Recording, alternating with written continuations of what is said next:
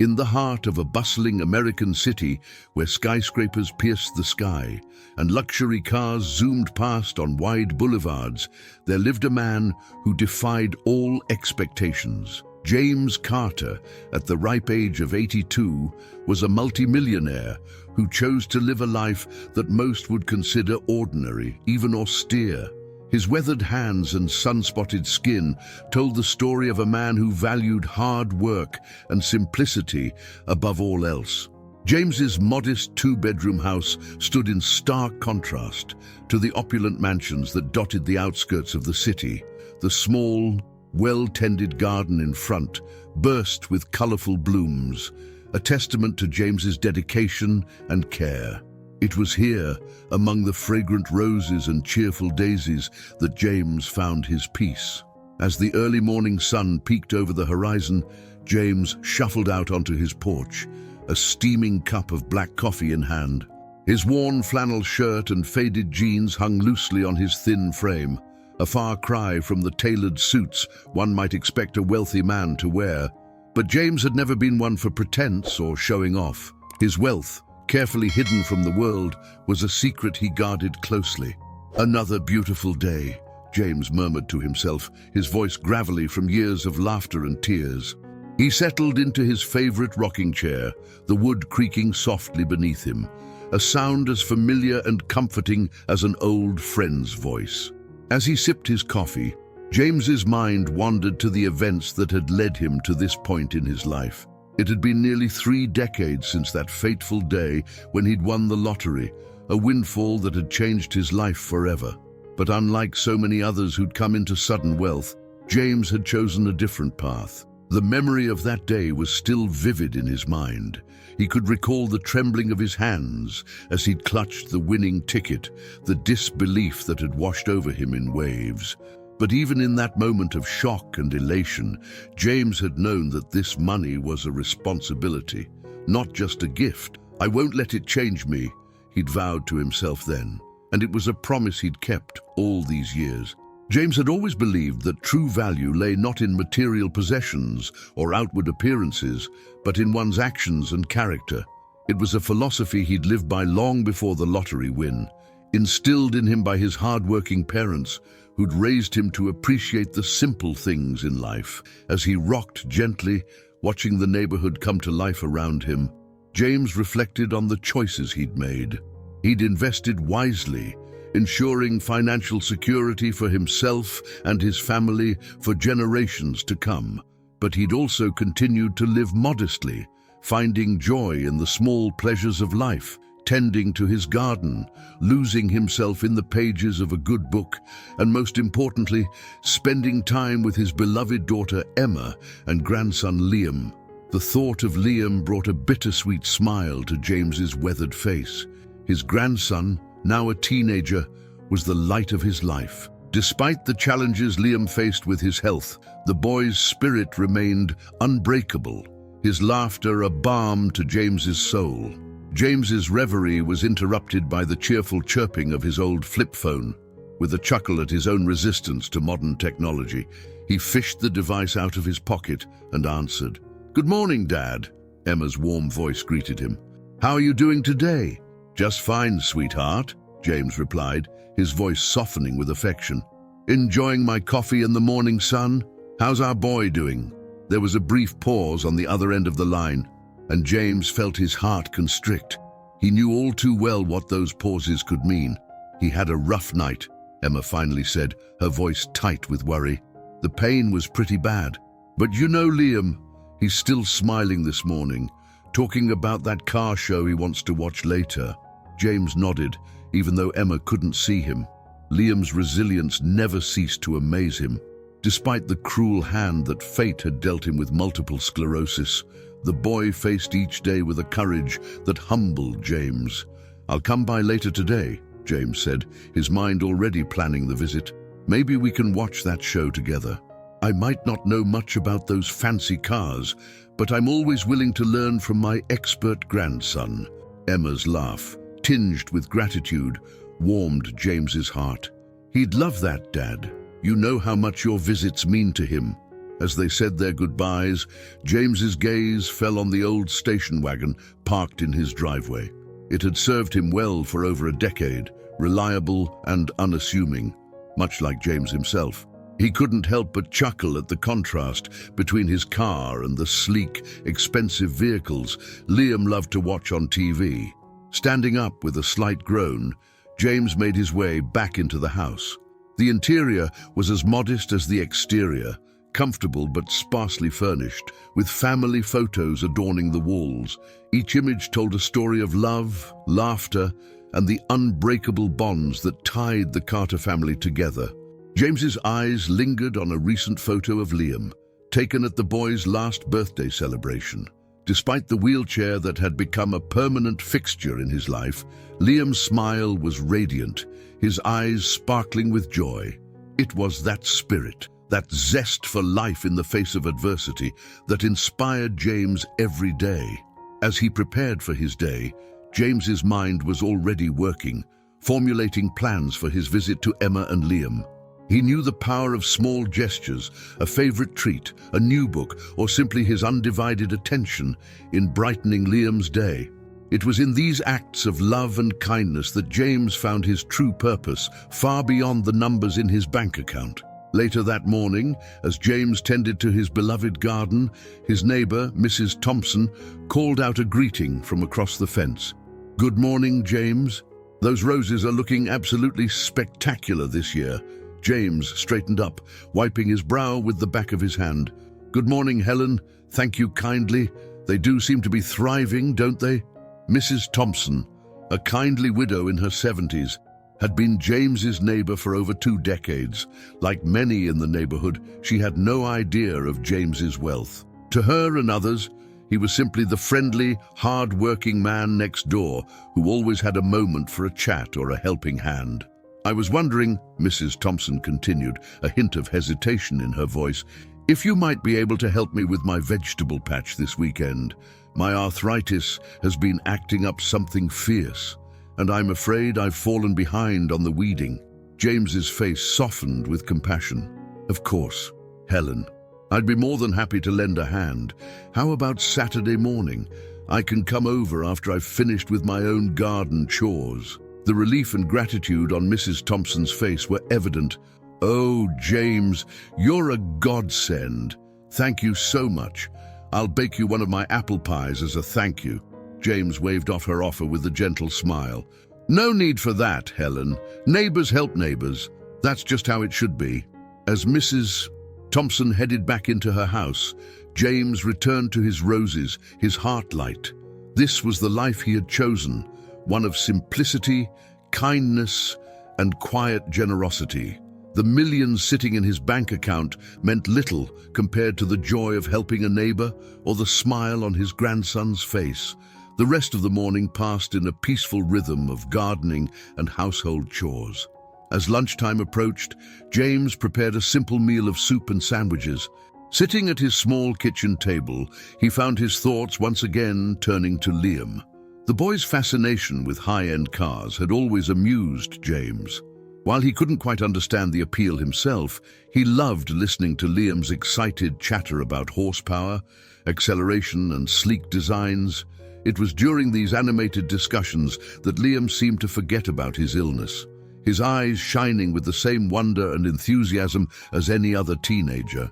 As he finished his lunch, James's gaze fell on the day's mail, neatly stacked on the corner of the table. Among the usual bills and advertisements was a glossy brochure that caught his eye. He picked it up, realizing it was an advertisement for a local luxury car dealership. Normally, James would have tossed such an advertisement straight into the recycling bin. But today, something made him pause. The cover featured a striking red Ferrari, its gleaming surface reflecting the sunlight in a way that seemed almost magical. "Liam would love this," James murmured to himself, a plan beginning to form in his mind. He had always been cautious with his lottery winnings, saving and investing wisely. But as he stared at the Ferrari on the brochure, he felt a sudden urge to do something extravagant, something that would bring immeasurable joy to his grandson. The idea both excited and terrified him. It went against everything he had practiced for years, his frugality, his modesty, his desire to blend in. But the image of Liam's face lighting up at the sight of such a car was powerful enough to make James reconsider his long-held principles. As the afternoon wore on, James found himself unable to shake the idea. He puttered around the house, dusting shelves that didn't need dusting and reorganizing drawers that were already tidy, all the while wrestling with the notion of making such a grand gesture. Finally, as the sun began to dip towards the horizon, James made his decision. He would visit the dealership just to inquire. There was no harm in looking, after all. And if it turned out to be possible, well, the joy it would bring Liam would be worth any discomfort James might feel. With a mix of nervousness and determination, James began to prepare for his visit to Emma and Liam. He packed a bag with some of Liam's favorite snacks and the latest car magazine he'd picked up at the store. As an afterthought, he slipped the dealership brochure into his pocket. As he locked up his house and made his way to his old station wagon, James felt a flutter of excitement in his chest. For the first time in years, he was considering doing something completely out of character, something that went against his usual prudent nature. But as he thought of Liam's brave fight against his illness, James knew that sometimes love called for extraordinary measures. Pulling out of his driveway, James Carter, the secret millionaire in simple clothes, set off on a journey that would change not just his life, but the lives of those around him in ways he could never have imagined. The sun was setting on another day, but for James, it felt like the dawn of a new adventure. As James Carter's old station wagon rumbled down the suburban streets towards his daughter Emma's house, the evening sky painted a picturesque backdrop of soft pinks and oranges. The familiar route, lined with neatly trimmed lawns and modest homes, reflected the life James had chosen for himself, unpretentious, serene, and filled with quiet contentment. His mind wandered to the simple pleasures that made up his days. The feel of rich soil between his fingers as he tended to his beloved garden, the crisp rustle of pages turning in a well-worn book, the warmth of sunlight on his face as he sat on his porch, watching the world go by. But above all, the joy that filled his heart when he spent time with Emma and Liam.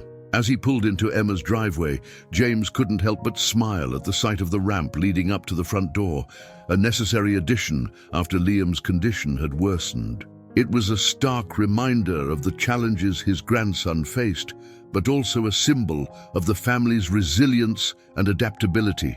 Emma opened the door before James could even knock, her face lighting up at the sight of her father. "Dad, you're right on time. Liam's been asking about you all afternoon."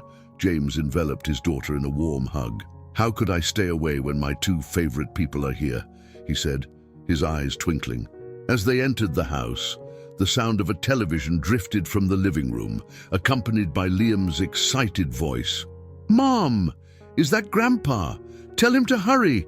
The show's about to start." James chuckled, making his way to the living room.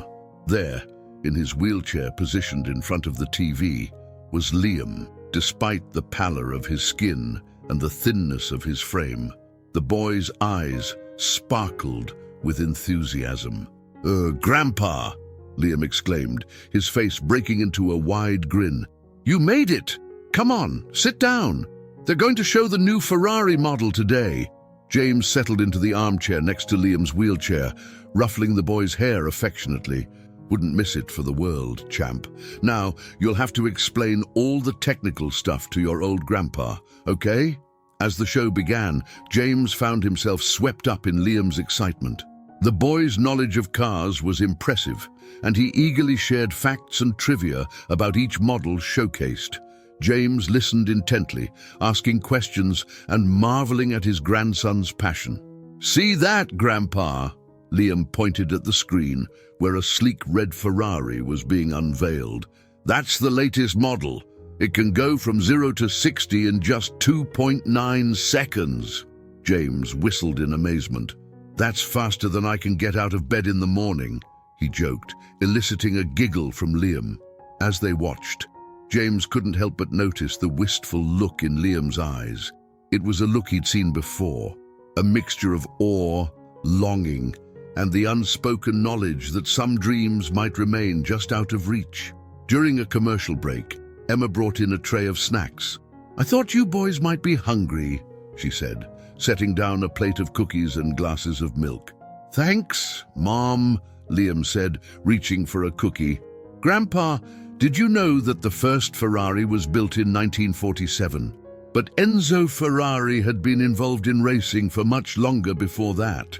James took a sip of milk, nodding appreciatively. "Is that so? Tell me more about this Enzo fellow." As Liam launched into a detailed history of Enzo Ferrari and his legendary car company, James exchanged a glance with Emma.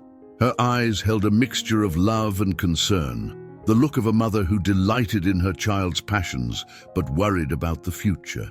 The evening passed quickly, filled with car talk, laughter, and the warmth of family togetherness. As the show ended, Liam's excitement was palpable. "That was amazing," he exclaimed. "Grandpa, can you imagine what it would be like to ride in one of those?" James felt a twinge in his heart. "It must be quite something," he said softly, his hand reaching unconsciously for the brochure in his pocket. As Emma helped Liam prepare for bed, James found himself alone in the living room. He pulled out the dealership brochure, studying the gleaming Ferrari on its cover. The seed of an idea that had taken root earlier that day began to grow. Later, as James prepared to leave, Emma walked him to the door. "Thanks for coming, Dad," she said, her voice low. "You have no idea how much these visits mean to Liam and to me." James hugged his daughter tightly. "You two mean the world to me, sweetheart. How's he really doing?" Emma sighed, her shoulders sagging slightly. "The doctors say the MS is progressing faster than they'd hoped. He's in more pain these days, though he tries not to show it. But you saw him tonight. Those car shows, they're like magic. For a little while, he forgets about everything else." James nodded, his resolve strengthening. "He's a brave boy, our Liam, and he's got the best mother a child could ask for." As he drove home that night, the streets quiet and bathed in moonlight, James's mind was racing. The joy in Liam's eyes as he watched the car show, the wistful longing in his voice, it all echoed in James's heart. He thought about the money sitting in his bank account, carefully saved and invested over the years. He'd always been cautious with it, seeing it as a responsibility rather than a ticket to luxury. But now, faced with his grandson's silent wish and the knowledge of Liam's worsening condition, James began to see his wealth in a new light. Arriving home, James made his way to his modest study. Settling into his old leather chair, he opened his laptop, a concession to modern technology that Emma had insisted upon. With determined fingers, he began to research Ferrari dealerships in the area. As the night deepened, James found himself caught between two worlds. On one side was the frugal, modest life he'd chosen, the belief that true value lay in actions rather than possessions. On the other was the possibility of fulfilling a dream, of bringing unimaginable joy to his beloved grandson. The next morning found James in his garden once again, the rhythmic act of weeding and pruning helping to clear his mind. As he worked, he thought about the life he'd lived, the values he held dear. He remembered his own childhood, growing up in a family that had little in terms of material wealth, but was rich in love and support. His parents had taught him the value of hard work, the importance of integrity, and the joy of helping others. These were lessons he'd carried with him throughout his life, even after the lottery win that could have changed everything. But as he tended to his roses, James realized that sometimes love called for grand gestures. Sometimes it meant stepping out of one's comfort zone to bring happiness to others. As the sun climbed higher in the sky, James made his decision. He would visit the Ferrari dealership, not just to look, but with the intention of making his grandson's dream come true. The thought both exhilarated and terrified him. He, James Carter, in his worn flannel shirt and faded jeans, walking into a luxury car dealership with the intention of buying a Ferrari. The idea seemed almost laughable, but then he thought of Liam's face, alight with excitement as he talked about horsepower and acceleration. He thought of Emma's worried eyes and the unspoken fear that Liam's time might be shorter than they hoped. With a deep breath, James straightened up, brushing the dirt from his hands. He looked at his modest home, his simple garden, the old station wagon in the driveway. For a moment, he felt a pang of uncertainty. Was he betraying his principles? Was this extravagant purchase at odds with the life he'd chosen to live? But then he remembered something his father used to say: "The greatest wealth a man can have is the ability to bring joy to others." With renewed determination, James headed inside to clean up and prepare for his visit to the dealership. As he changed into his cleanest pair of jeans and a button-down shirt he reserved for special occasions, James couldn't help but chuckle at his reflection in the mirror. "Well, old man," he said to himself, "you're about to have quite an adventure." As he grabbed his keys and headed out the door, James felt a mix of nervousness and excitement bubbling up inside him.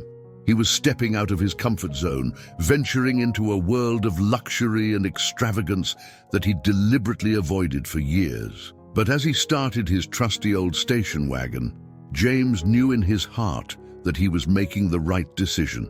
Because sometimes love meant doing the extraordinary, and for Liam, James was ready to do just that.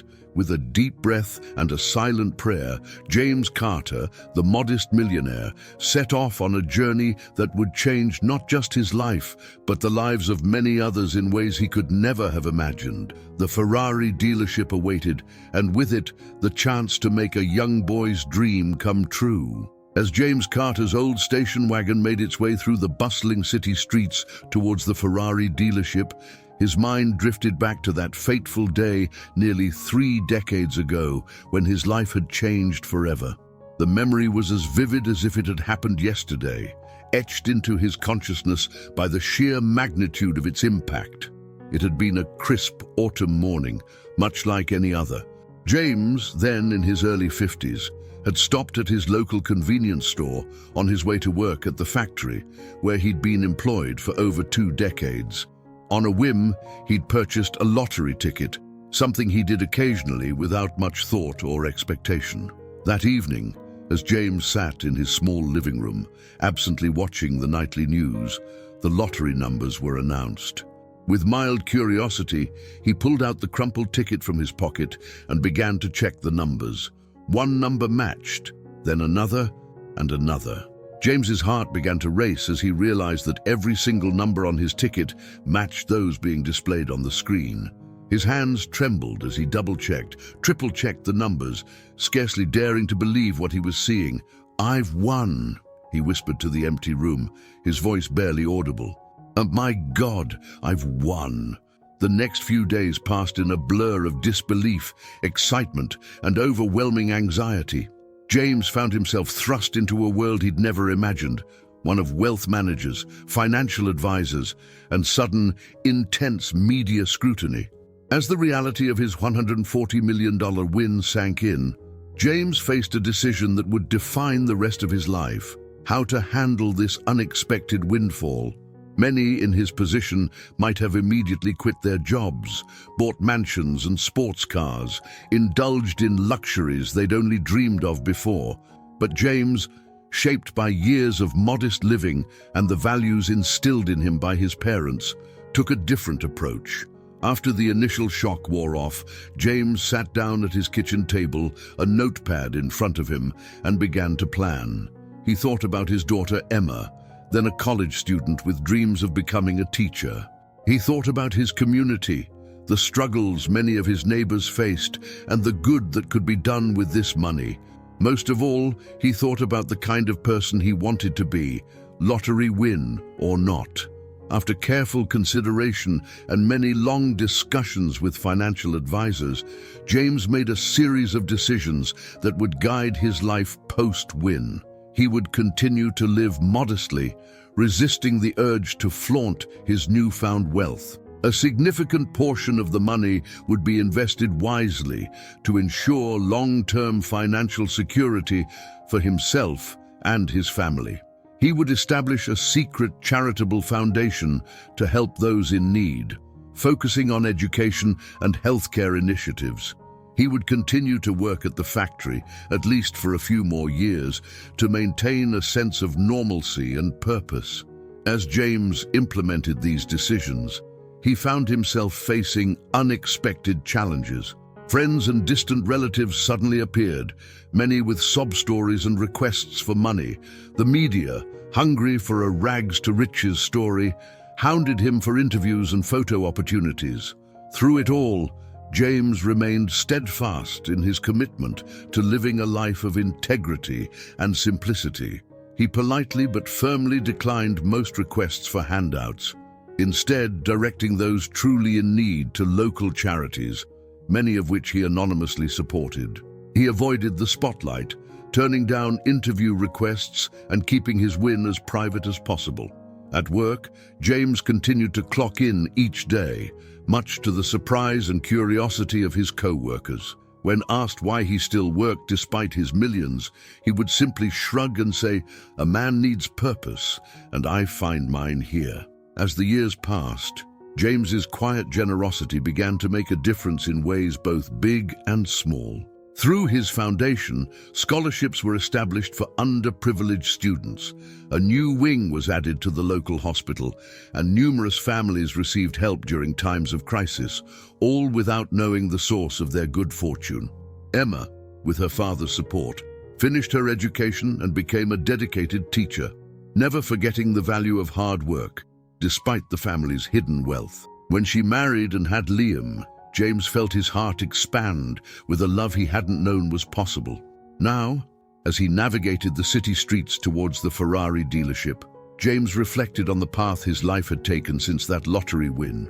He'd managed to stay true to his values, to find joy in simplicity, and to make a positive impact on the world around him without seeking recognition or praise. But as he thought of Liam, brave, spirited Liam, facing challenges no child should have to face, James realized that perhaps it was time to bend his own rules, just a little. The Ferrari he was considering buying wasn't about flaunting wealth or indulging in luxury for its own sake. It was about bringing joy to a boy who had shown more courage and resilience than most adults James knew. As the sleek, modern building of the Ferrari dealership came into view, James felt a flutter of nervousness in his stomach. He was about to step into a world far removed from his usual experiences, a world of luxury and extravagance that he had deliberately avoided for decades. Parking his weathered station wagon in the lot, James couldn't help but chuckle at the contrast it presented next to the gleaming sports cars on display. He took a deep breath, straightened his simple button-down shirt, and stepped out of the car. "Well, here goes nothing," he murmured to himself as he walked towards the dealership's glass doors. As James reached for the door handle, he caught his reflection in the polished glass. The man staring back at him was not the image of a millionaire that most would expect. His clothes were clean but well worn, his face weathered by years of outdoor work, his demeanor humble and unassuming. For a moment, doubt crept in. Would they even take him seriously? Would they dismiss him outright, assuming he couldn't possibly afford their high-end vehicles? But then James thought of Liam, of the joy this purchase could bring him. He thought of all the times he'd chosen to live below his means, to save and invest rather than spend. He had earned this moment, not just through the luck of a lottery win, but through years of careful stewardship of that unexpected bounty. With renewed determination, James pushed open the door and stepped into the world of luxury automobiles. The showroom was a stark contrast to his modest lifestyle, all gleaming surfaces, sleek lines, and an air of exclusivity that seemed to permeate every inch of the space. As he stood just inside the entrance, taking in the sight of the magnificent machines before him, James felt like a fish out of water, but he reminded himself why he was here. For Liam, for the chance to bring an extraordinary moment of joy to his grandson's life. With that thought foremost in his mind, James Carter, the secret millionaire in simple clothes, stepped further into the dealership, ready to embark on an adventure that would challenge his comfort zone and, unbeknownst to him, set in motion a series of events that would touch the lives of many. The scent of leather and polish filled the air as James made his way deeper into the showroom, his eyes wide with wonder at the automotive marvels surrounding him. Each car seemed more impressive than the last, their sleek lines and vibrant colors a testament to the pinnacle of automotive engineering and design. As he approached a particularly striking red Ferrari, similar to the one Liam had admired on TV, James couldn't help but reach out to touch its gleaming surface. The cool, smooth metal under his fingertips made the reality of what he was about to do suddenly very tangible. "Can I help you, sir?" A voice interrupted his reverie. James turned to find a young man in a crisp suit, looking at him with a mixture of curiosity and skepticism. The salesman's eyes darted between James's weathered appearance and the high-end vehicle he was admiring, clearly trying to reconcile the two. "Yes, actually," James replied, straightening up and meeting the young man's gaze. "And I'm interested in purchasing a Ferrari for my grandson." The salesman's eyebrows shot up in surprise, but to his credit, he quickly schooled his features into a professional smile. "Of course, sir. My name is Ryan. May I ask what specific model you're interested in?" As James began to explain his intentions, drawing on the knowledge he'd gleaned from Liam's enthusiastic car discussions, he was unaware that his presence in the dealership was causing quite a stir. From his office overlooking the showroom, Andrew, the dealership manager, watched the interaction with growing displeasure. To Andrew, appearances were everything, and the sight of a plainly dressed elderly man discussing high-end sports cars with one of his salesmen did not fit with the image he wanted for his dealership. With a scowl, he decided to intervene. James, meanwhile, was starting to feel more at ease as Ryan patiently answered his questions about various models and features. He was just beginning to think that perhaps this experience wouldn't be as intimidating as he'd feared when a sharp voice cut through their conversation. "Is there a problem here?" James turned to see a middle-aged man in an expensive suit striding towards them, his face set in a stern expression. Ryan straightened up immediately, a flicker of nervousness crossing his face. "No problem, Mr. Harrison," Ryan said quickly. "I was just assisting this gentleman." "I'll take it from here," Andrew interrupted, dismissing Ryan with a curt nod before turning his attention to James. His eyes swept over James's simple attire, and his lip curled slightly in disdain. "Sir," Andrew began, his tone condescending, "I'm not sure if you're aware, but our vehicles are rather exclusive. Perhaps you'd be more comfortable at a different dealership." James felt a flash of indignation at the man's dismissive attitude, but he kept his voice calm as he replied, "I'm well aware of the exclusivity of your vehicles, Mr. Harrison. As I was explaining to Ryan, I'm interested in purchasing a Ferrari for my grandson." Andrew's laugh was sharp and disbelieving. "A Ferrari? Sir, these cars cost hundreds of thousands of dollars. I don't mean to be rude, but—" He trailed off, gesturing vaguely at James's appearance. For a moment, James was tempted to reveal his true financial status, to put this arrogant man in his place. But years of cultivating humility held him back. Instead, he straightened his shoulders and met Andrew's gaze steadily.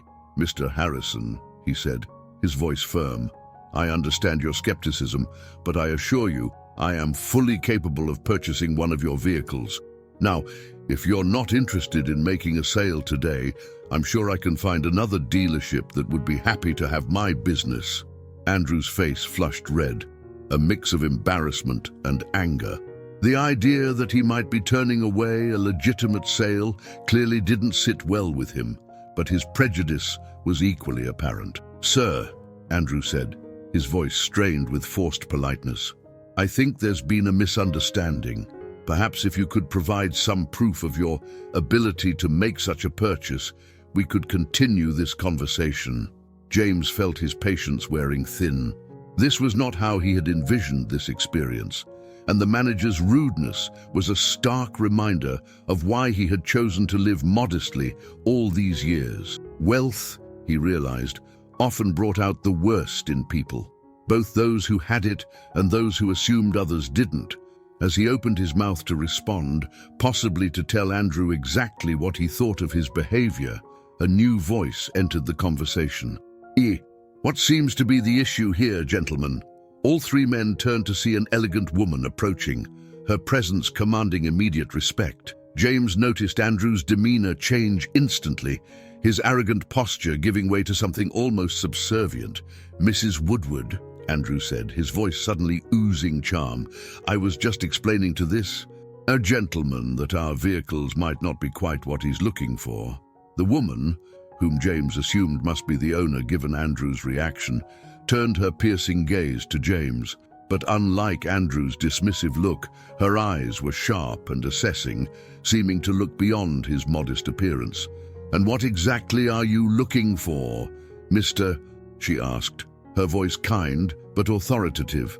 "Carter, ma'am." "James Carter," he replied, feeling a strange mix of relief and nervousness at her arrival. "I came here today hoping to purchase a Ferrari for my grandson." Mrs. Woodward's eyebrows rose slightly, but her expression remained neutral. "I see. And has Mr. Harrison been helpful in assisting you with this purchase?" Before James could respond, Ryan, who had been hovering nearby, stepped forward. "Mrs. Woodward, if I may, Mr. Carter was just explaining to me his interest in the latest model we have on display. He seems quite knowledgeable about the specifications." Mrs. Woodward nodded thoughtfully, then turned back to James. "Mr. Carter, why don't we continue this conversation in my office? I believe we may have gotten off on the wrong foot here, and I'd like to personally ensure that you receive the service you deserve." James nodded, relief washing over him. As he followed Mrs. Woodward towards her office, he couldn't help but feel a small sense of vindication at the shocked look on Andrew's face.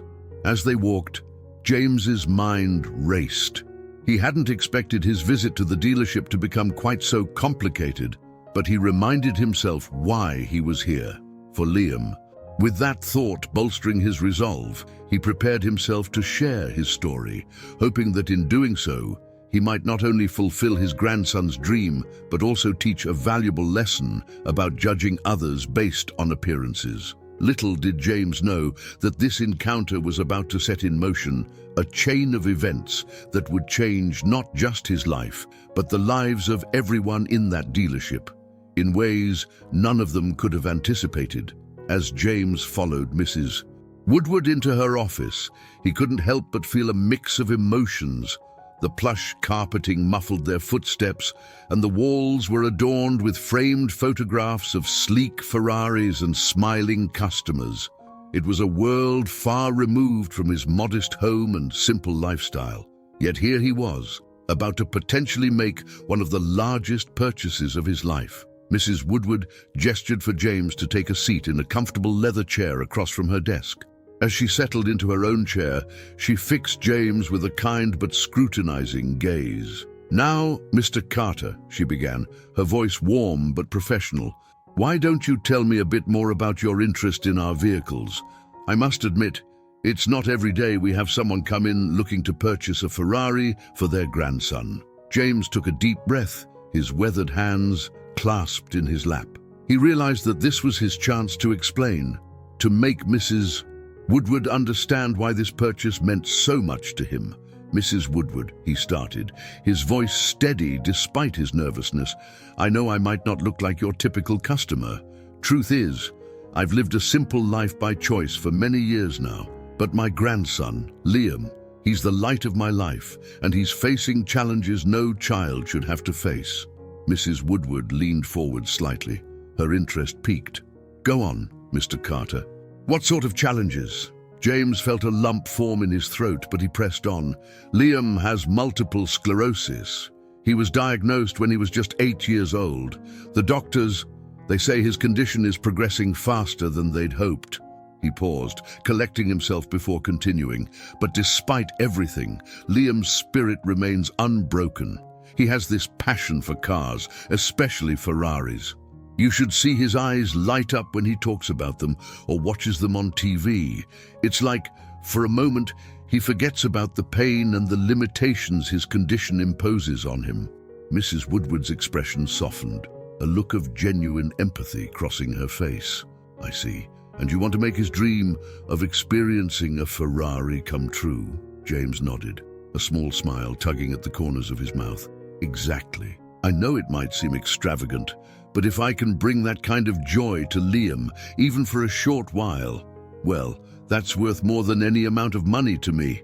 There was a moment of silence as Mrs. Woodward seemed to contemplate James's words. Then, to his surprise, she stood up and walked over to a small bar in the corner of her office. "Would you like some water, Mr. Carter? Or perhaps something stronger?" she asked, her tone suddenly more casual. "Water would be fine, thank you," James replied, watching as she poured 2 glasses of water and returned to her seat.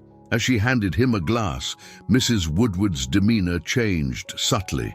The businesswoman facade seemed to slip away, replaced by a more genuine, compassionate persona. "Mr. Carter," she began, her voice softer now, "I want to apologize for the treatment you received out there. It's not how we aim to conduct business here, regardless of a person's appearance or background." James nodded appreciatively, taking a sip of water before responding. "Thank you, Mrs. Woodward.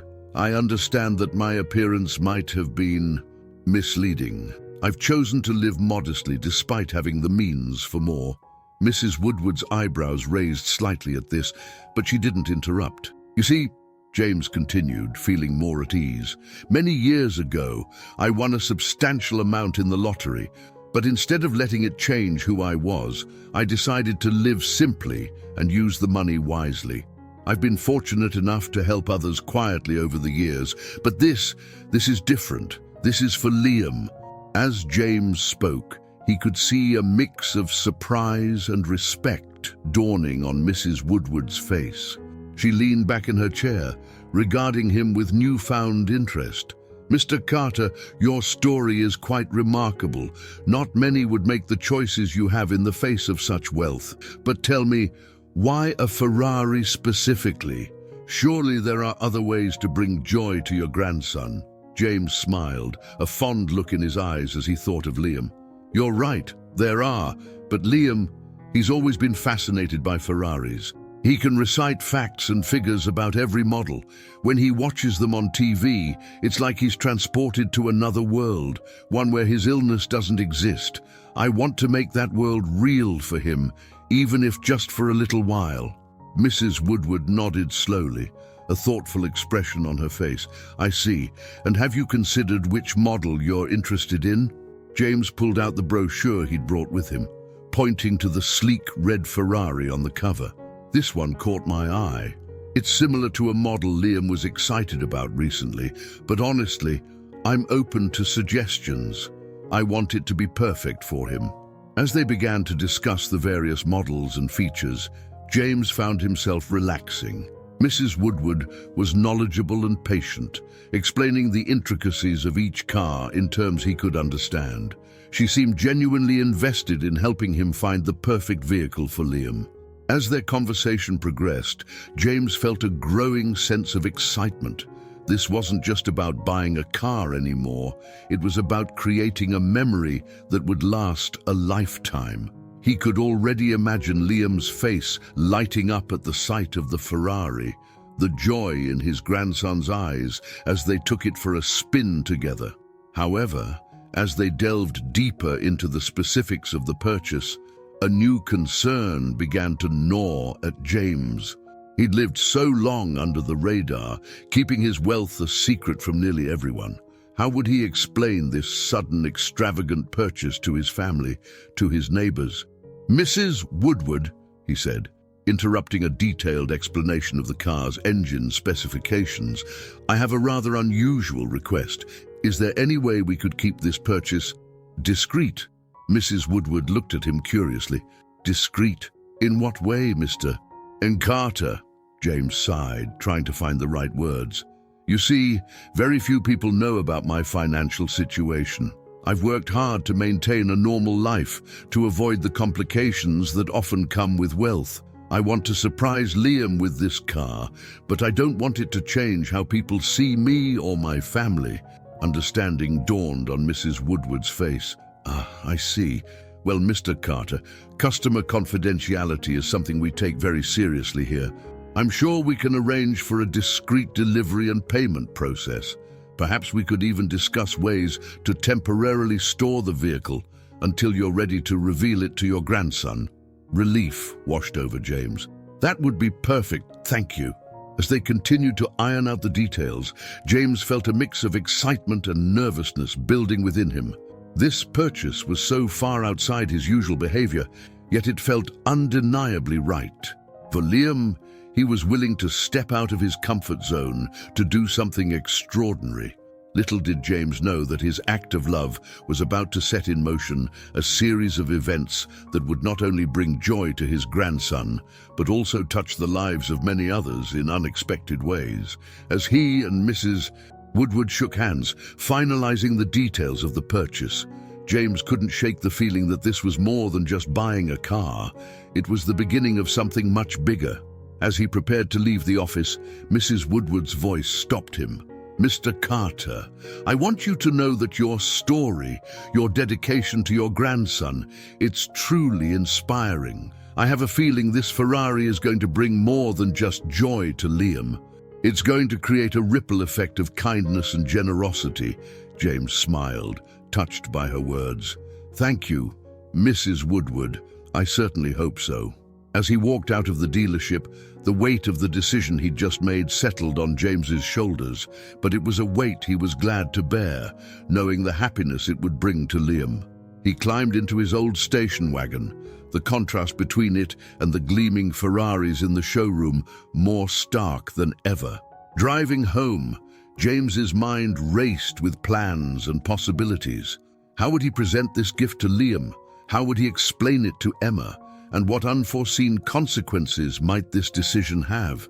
Little did James know that his simple act of love was about to change not just Liam's life, but the lives of everyone at the dealership and beyond, in ways he could never have imagined. As James Carter's weathered station wagon disappeared from view, the Ferrari dealership buzzed with an energy it hadn't experienced in years. The encounter with the unassuming millionaire had left a lasting impression, stirring up a whirlwind of emotions and reactions among the staff. Abigail Woodward, the owner of the dealership, sat behind her desk, her mind replaying the conversation with James. In her years of running the business, she had encountered all types of customers, from flamboyant celebrities to tech moguls, but never someone quite like James Carter. His humility, his devotion to his grandson, and his quiet strength had touched her deeply. With a sigh, she reached for her phone and dialed a familiar number. "Ryan, could you come to my office, please, and bring Andrew with you?" Minutes later, a knock on her door announced the arrival of the two men. Ryan, the young salesman who had first approached James, entered with a mixture of curiosity and nervousness on his face. Behind him, Andrew Harrison, the dealership manager, wore an expression of barely concealed annoyance. "Take a seat, gentlemen," Abigail said, gesturing to the chairs in front of her desk. As they settled in, she fixed them both with a penetrating gaze. "I think we need to discuss what happened out there today." Andrew straightened in his chair, a defensive tone creeping into his voice. "Mrs. Woodward, if this is about that old man, I was simply trying to protect the interests of the dealership. You can't expect us to take seriously every person who walks in off the street claiming they want to buy a Ferrari." Abigail's eyes narrowed slightly. "That old man, Andrew, just purchased one of our most expensive models. More importantly, he taught us a valuable lesson about judging people based on appearances." Andrew's jaw dropped, his face flushing with a mixture of embarrassment and disbelief. He actually bought a car. But how? He looked like he could barely afford a used sedan, let alone a Ferrari. That's precisely the point. Abigail said, her voice sharp. Mr. Carter is a lottery winner who chose to live modestly and use his wealth wisely. His purchase today was an act of love for his grandson, who is battling a serious illness. Ryan, who had been quietly listening, spoke up. I knew there was something special about him. The way he talked about cars, about his grandson. You could feel the sincerity in his words. Abigail nodded approvingly at Ryan before turning her attention back to Andrew. This incident has made me realize that we need to reassess how we approach customer service in this dealership. Our goal should be to treat every potential customer with respect and dignity, regardless of their appearance or background. Andrew shifted uncomfortably in his seat. But Mrs. Woodward, surely you understand the need to maintain a certain image. Our clientele expects a level of exclusivity. Exclusivity should never come at the cost of basic human decency, Andrew, Abigail retorted. What happened today was unacceptable, and it's clear that changes need to be made. She paused, her gaze moving between the two men. Starting today, we're going to implement a new training program for all staff, focusing on unbiased customer service and the danger of prejudgments. Ryan, I'd like you to take the lead on this. Ryan's eyes widened in surprise. Me? But I'm just a junior salesman. Abigail smiled. You showed excellent judgment and customer service skills today. I think you have a lot to teach our team about treating all customers with respect. Turning back to Andrew, her expression grew serious. As for you, Andrew, I'm placing you on probation. Your behavior today was completely unacceptable. You'll be participating in the training program, and I expect to see significant improvement in your approach to customer service. Andrew's face reddened, a mix of anger and humiliation evident in his expression. Probation? But I've been managing this dealership for years. You can't seriously be considering demoting me over one misunderstanding. This isn't just about one misunderstanding, Andrew, Abigail said firmly. It's about a pattern of behavior that goes against everything this dealership should stand for. We're in the business of selling dreams, not just cars. Mr. Carter reminded me of that today. As Andrew sputtered in protest, Abigail held up a hand to silence him. My decision is final. You have a choice to make, Andrew. You can see this as an opportunity to grow and improve, or you can continue down this path and find yourself looking for new employment. The tension in the room was palpable as Andrew struggled to contain his anger. Finally, he nodded stiffly. I understand, Mrs. Woodward. It won't happen again. See that it doesn't, Abigail replied. You're both dismissed. Ryan, please stay behind for a moment. I'd like to discuss the training program with you. As Andrew stormed out of the office, Ryan remained seated, still processing the unexpected turn of events. Once the door closed behind Andrew, Abigail's demeanor softened. Ryan, I want you to know that I was impressed by your handling of Mr. Carter today.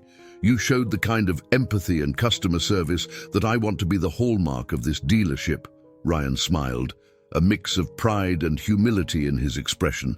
Thank you, Mrs. Woodward. I just treated him the way I'd want my own grandfather to be treated. Abigail nodded approvingly. That's exactly the attitude I want to foster here. Now, let's talk about this training program. I have some ideas I'd like to share with you. As Abigail and Ryan began to discuss the details of the new initiative, neither of them could have predicted the far-reaching effects their decisions would have.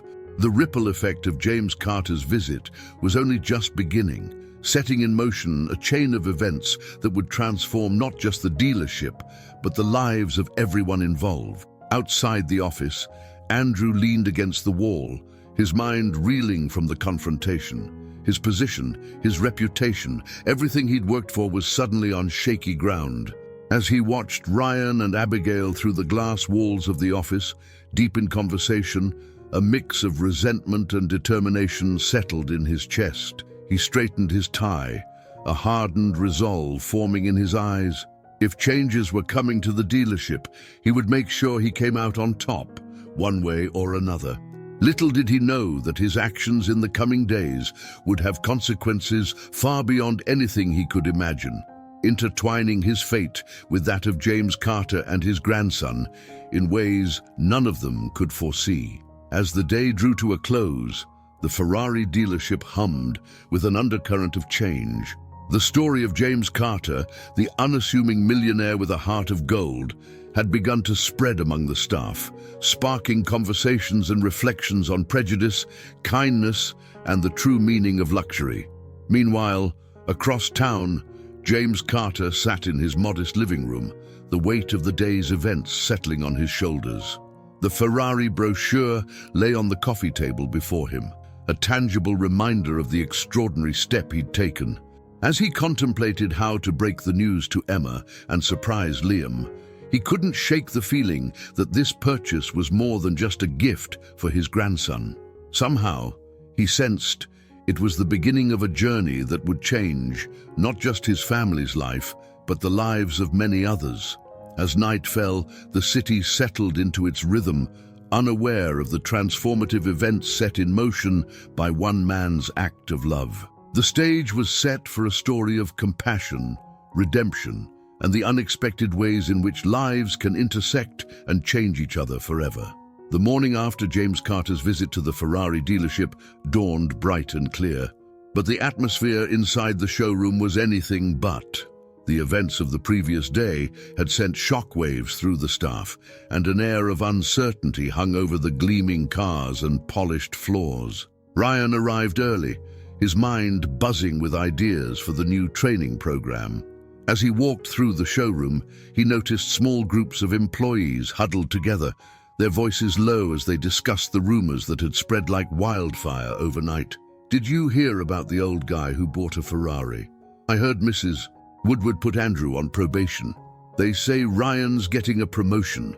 Ryan did his best to ignore the whispers, focusing instead on the task ahead. He had spent most of the night researching customer service techniques and anti-bias training, determined to make the most of the opportunity Mrs. Woodward had given him. As he settled at his desk, Ryan's phone buzzed with a text message. It was from his mother, and the contents made his heart skip a beat. "Honey, I just got a call from the hospital. They've found a potential match for my kidney transplant. Can you come by later?" Ryan's hands shook slightly as he typed out a reply. His mother's kidney failure had been a constant worry for months, and the possibility of a transplant was a ray of hope they'd been desperately clinging to. Just as he hit send, a commotion near the entrance caught his attention. Andrew had arrived, and the change in his demeanor was striking. Gone was the arrogant swagger of yesterday. Instead, he moved with a tightly coiled energy, his eyes darting suspiciously from person to person.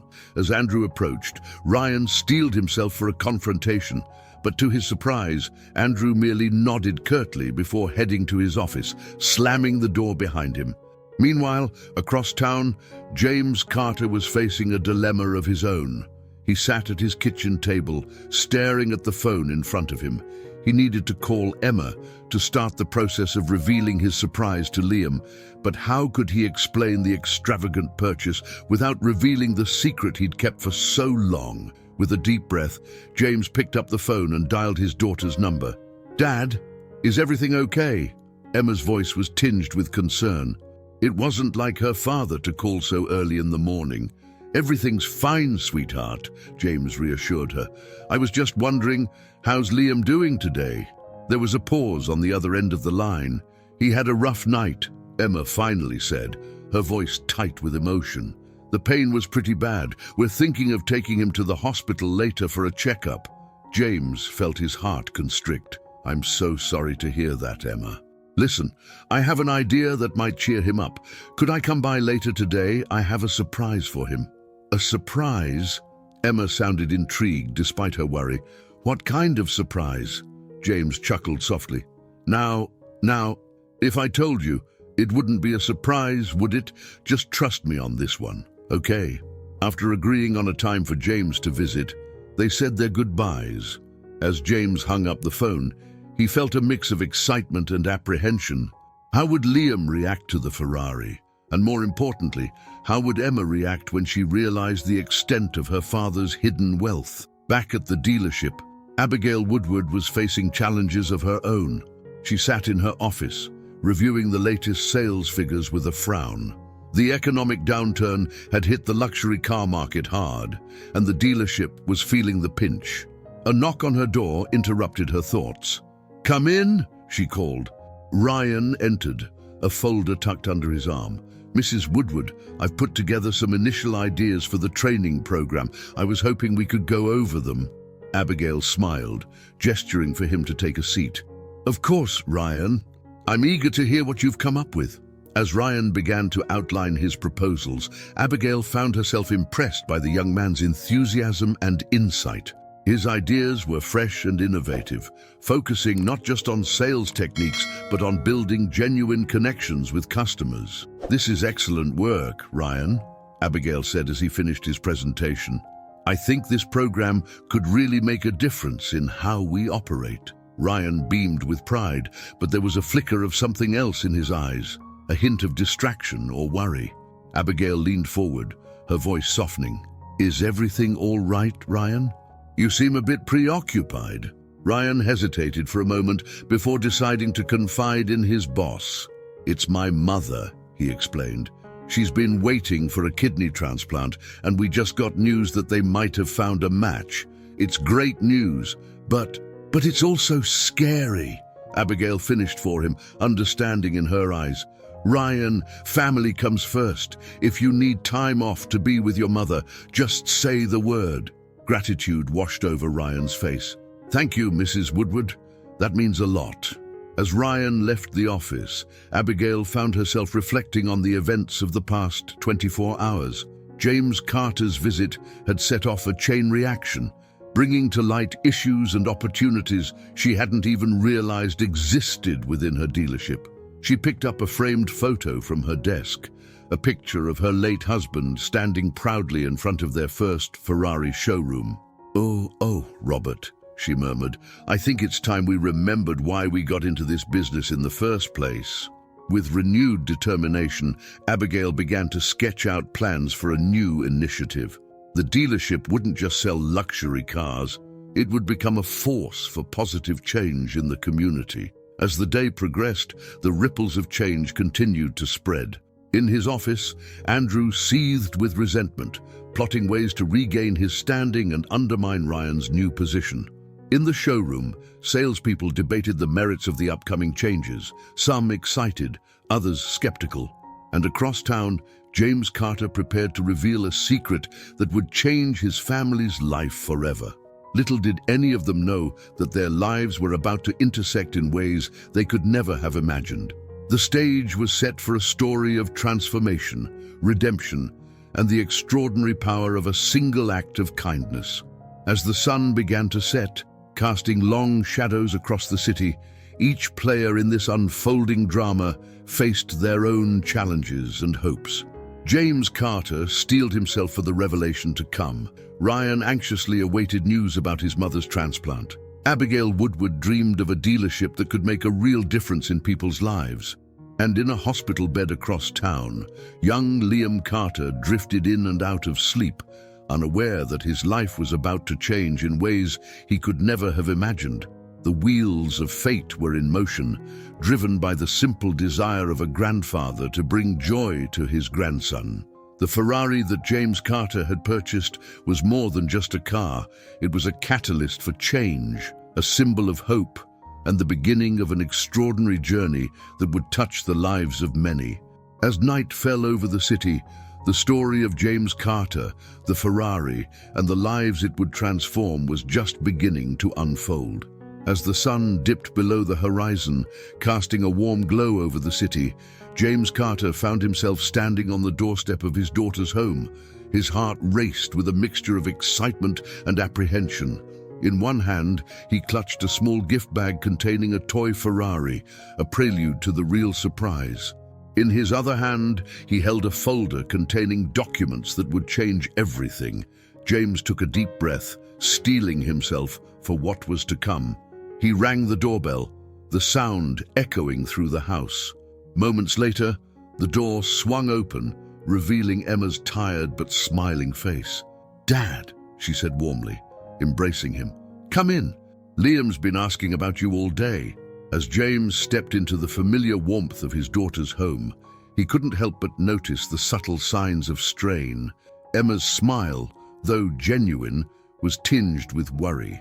The house was quieter than usual, a testament to Liam's condition. "How is he?" James asked softly as they made their way to the living room. Emma sighed, running a hand through her hair. "He's having a good moment right now. The pain meds are working, but—" She trailed off, her eyes glistening with unshed tears. James placed a comforting hand on her shoulder. "It's going to be okay, sweetheart. I have a feeling things are about to change for the better." Emma looked at him curiously, but before she could ask what he meant, a weak voice called out from the living room. "Grandpa, is that you?" James's face lit up as he entered the room. There, propped up on the couch with pillows, was Liam. Despite the pallor of his skin and the thinness of his frame, the boy's eyes sparkled with life at the sight of his grandfather. "Hey, champ," James said, his voice thick with emotion. He sat down gently beside Liam, pulling him into a careful hug. "I hear you've been asking about me." Liam nodded, a small smile playing on his lips. "Mum said you had a surprise." "Is it true?"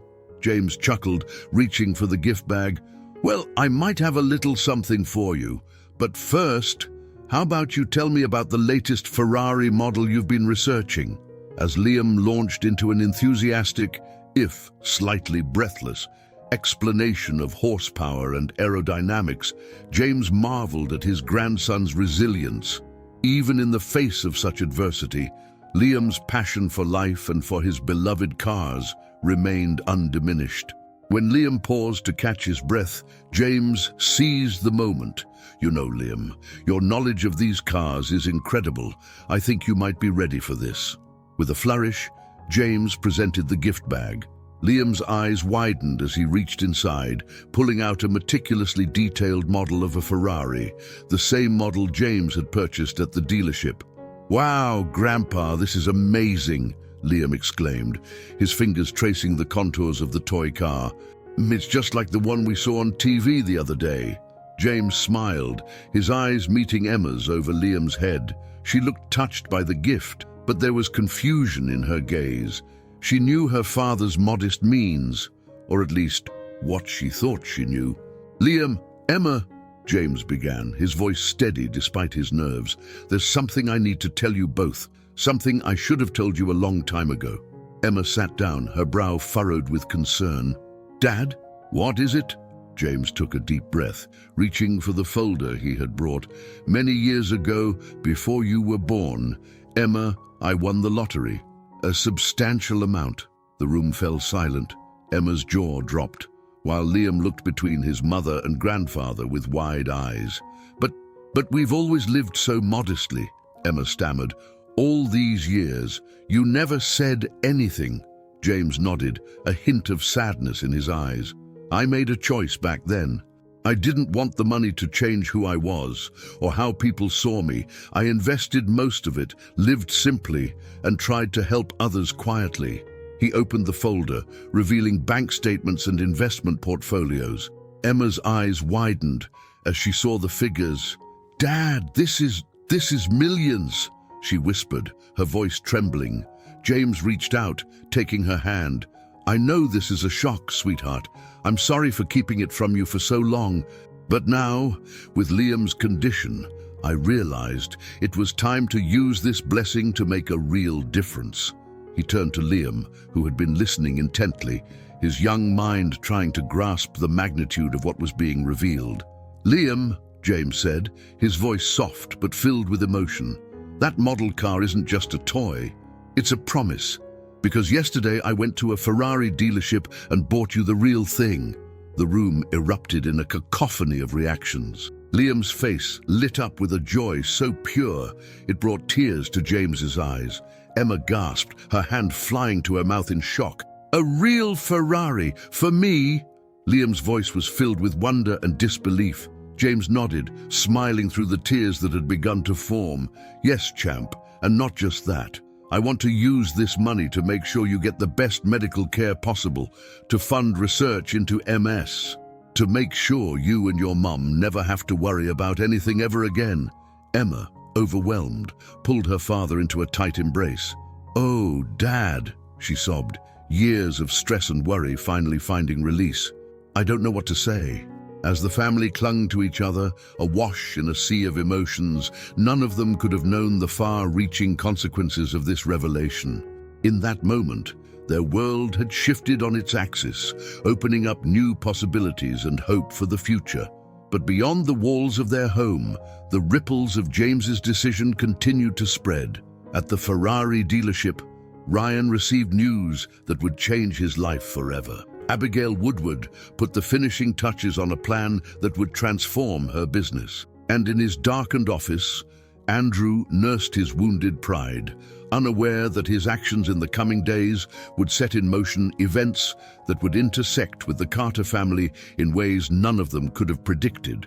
As the night deepened, the city slept, unaware of the extraordinary stories unfolding within its bounds. The tale of James Carter, his grandson, and a Ferrari was just beginning, a story of love, hope, and the unexpected ways in which lives can be transformed by a single act of kindness. The following morning broke with a sense of renewed hope and possibility. As the sun's first rays painted the sky in hues of pink and gold, lives began to intertwine in ways that would soon become apparent. At the Ferrari dealership, Ryan arrived early, his mind preoccupied with thoughts of his mother's impending kidney transplant. The possibility of a match had filled him with equal parts hope and anxiety.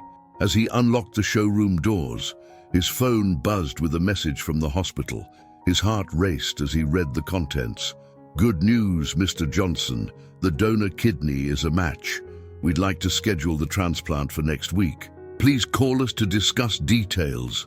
Ryan's hands trembled as he dialed the hospital's number, his voice barely above a whisper as he confirmed the details with the transplant coordinator. As he hung up, a wave of relief washed over him, followed quickly by a new worry. How would he manage work and his mother's care? Meanwhile, across town, the Carter household was abuzz with activity. The revelations of the previous night had sparked a whirlwind of emotions and plans. Emma sat at the kitchen table, poring over medical journals and treatment options that had previously been financially out of reach. James busied himself making breakfast, his mind already formulating ways to use his long-hidden wealth to better his family's life and the lives of others. Liam, despite a night of fitful sleep due to his excitement, was more animated than he had been in weeks.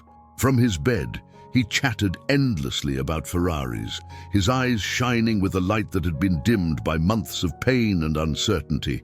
"Grandpa," Liam called out as James entered with a tray of food. "When can we see the car? Can we go today?" James chuckled, setting down the tray. "Easy there, champ. We need to make sure you're feeling up to it first. How about we talk to your doctors and see what they say?" As the Carter family began to navigate their new reality, back at the dealership, Abigail Woodward was putting the final touches on her plan to transform the business. Inspired by James Carter's story and her own desire to make a difference, she'd spent the night outlining a new initiative. "Community Wheels," she murmured, looking at the proposal before her. The idea was bold. For every high-end vehicle sold, the dealership would donate a reliable used car to a family in need. Additionally, they would partner with local charities to provide automotive job training for underprivileged youth. As she prepared to present her idea to the staff, Abigail couldn't help but feel a sense of purpose she hadn't experienced in years. This was more than just selling luxury cars. This was about changing lives. The morning staff meeting was set to begin, and employees filed into the conference room, an air of anticipation hanging over them. Ryan, still reeling from the news about his mother, took a seat near the front, his mind racing with thoughts of the training program he was meant to implement. Andrew slipped in just as the meeting was about to start, his face a mask of forced neutrality. But beneath the surface, resentment simmered. He had spent a sleepless night plotting ways to undermine Ryan and regain his standing in the company. As Abigail began to outline her vision for community wheels, the room erupted in a mix of reactions. Some employees were immediately enthusiastic, while others expressed skepticism about how it would affect their commissions. Ryan, despite his personal preoccupations, found himself drawn in by the idea. He raised his hand, suggesting ways to integrate the initiative into the new customer service training program. Abigail beamed at him, grateful for the support. Andrew, however, saw an opportunity. Under the guise of playing devil's advocate, he began to raise pointed questions about the financial viability of the program. With all due respect, Mrs. Woodward, he said, his voice dripping with false concern, how can we justify giving away cars when our own sales are down? The room fell silent, all eyes turning to Abigail. She met Andrew's gaze steadily, a small smile playing on her lips. That's an excellent question, Andrew. In fact, it brings me to the next part of our meeting. I'm pleased to announce that we've just secured a significant sale, a top-of-the-line Ferrari, purchased by a very special customer. Murmurs of surprise and excitement rippled through the room. Abigail continued, this sale not only boosts our numbers, but also exemplifies the kind of impact we can have. The customer, Mr. James Carter, bought the car as a gift for his grandson who is battling a serious illness. His story inspired me to think about how we can use our position to make a real difference in people's lives. As Abigail shared a sanitized version of James's story, emphasizing his humility and generosity, the mood in the room shifted. Even the most skeptical employees found themselves moved by the tale of a grandfather's love and the transformative power of kindness. Ryan, listening intently, felt a connection to the story. He thought of his own mother, of the struggles they had faced, and how a single act of generosity, the donated kidney, was about to change their lives. In that moment, he realized that he wanted to be part of something bigger, something that could make a real difference in the world. As the meeting concluded, the dealership was abuzz with excitement. Employees broke into small groups, discussing the new initiative and sharing ideas. Ryan found himself surrounded by colleagues eager to hear more about the training program and how it would tie into community wheels. Andrew, however, slipped away unnoticed, his mind working overtime. The story of James Carter had given him an idea, a way to potentially save his career and get back at those he felt had wronged him. With a furtive glance around, he pulled out his phone and began to make a call. As the day progressed, the lives of those touched by James Carter's decision continued to intertwine in unexpected ways. At the hospital, Emma and Liam met with specialists, exploring treatment options that had previously been out of reach. James began the process of setting up a foundation to fund MS research, his heart full of purpose, and across the city, in offices and homes and hospital rooms, the ripples of change continued to spread. Ryan, balancing his excitement for the new initiative with concern for his mother's upcoming surgery, Abigail, feeling a renewed sense of purpose in her work, and Andrew, setting in motion a plan that would have unforeseen consequences for all involved. As evening fell, the stage was set for the next act in this unfolding drama. The Ferrari, more than just a car, had become a symbol of hope, a catalyst for change, and the thread that would bind together the fates of strangers in ways none of them could have anticipated.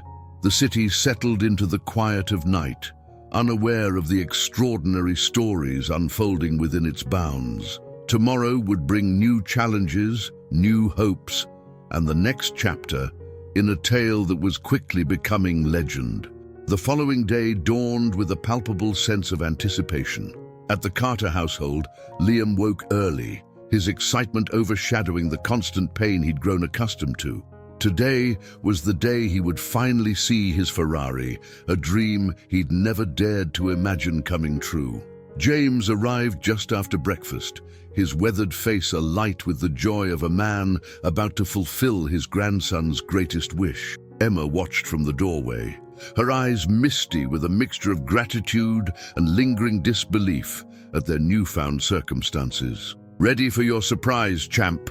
James asked, his voice gentle but filled with excitement. Liam nodded eagerly, already seated in his wheelchair. "More than ready, Grandpa. I couldn't sleep all night thinking about it." As they prepared to leave, Emma pulled her father aside. "And Dad," she began, her voice low, "I still can't believe all of this. Are you sure about using so much money? We could just focus on Liam's treatment." James placed a comforting hand on her shoulder. "Sweetheart, I've spent years saving this money, always wondering when the right time to use it would come. This is it. Liam deserves every bit of joy we can give him, and we're going to use every resource we have to fight this illness." Emma nodded, blinking back tears as she hugged her father tightly. Meanwhile, at the Ferrari dealership, a different kind of anticipation filled the air. Abigail Woodward had called an early morning meeting to finalize the details of the Community Wheels initiative. The showroom buzzed with a mix of excitement and nervous energy as employees gathered. Ryan stood near the front, his mind split between the upcoming presentation and thoughts of his mother's impending surgery. He'd spent the night creating a detailed plan for integrating the new initiative into the customer service training program. As Abigail began to speak, outlining the specifics of how Community Wheels would work, Ryan couldn't help but feel a sense of pride. This was more than just a job now. It was a chance to be part of something truly meaningful. However, not everyone shared his enthusiasm. From the back of the room, Andrew watched with narrowed eyes. His plan was already in motion, a scheme born of resentment and desperation. He'd made a call the previous evening to an old contact in the local media, a sensationalist reporter always on the lookout for a juicy story. As the meeting progressed, Andrew's phone buzzed quietly in his pocket. A text message appeared. "Story sounds interesting. Need more details. Can you get photos of the Ferrari buyer and his family? Especially the sick kid. That'll sell." Andrew's lips curled into a small, satisfied smile. He quickly typed back a response. "I'll see what I can do. Meeting them later today for the car delivery. We'll keep you posted." Little did Andrew know that his actions were about to set in motion a chain of events that would have far-reaching consequences for everyone involved. As the morning wore on, the Carter family made their way to the dealership. James had arranged for a private viewing, wanting to ensure Liam's comfort and privacy. As they pulled into the parking lot, Liam's eyes widened at the sight of the sleek building. "This is it, Grandpa. This is where my Ferrari is," he asked, his voice filled with awe.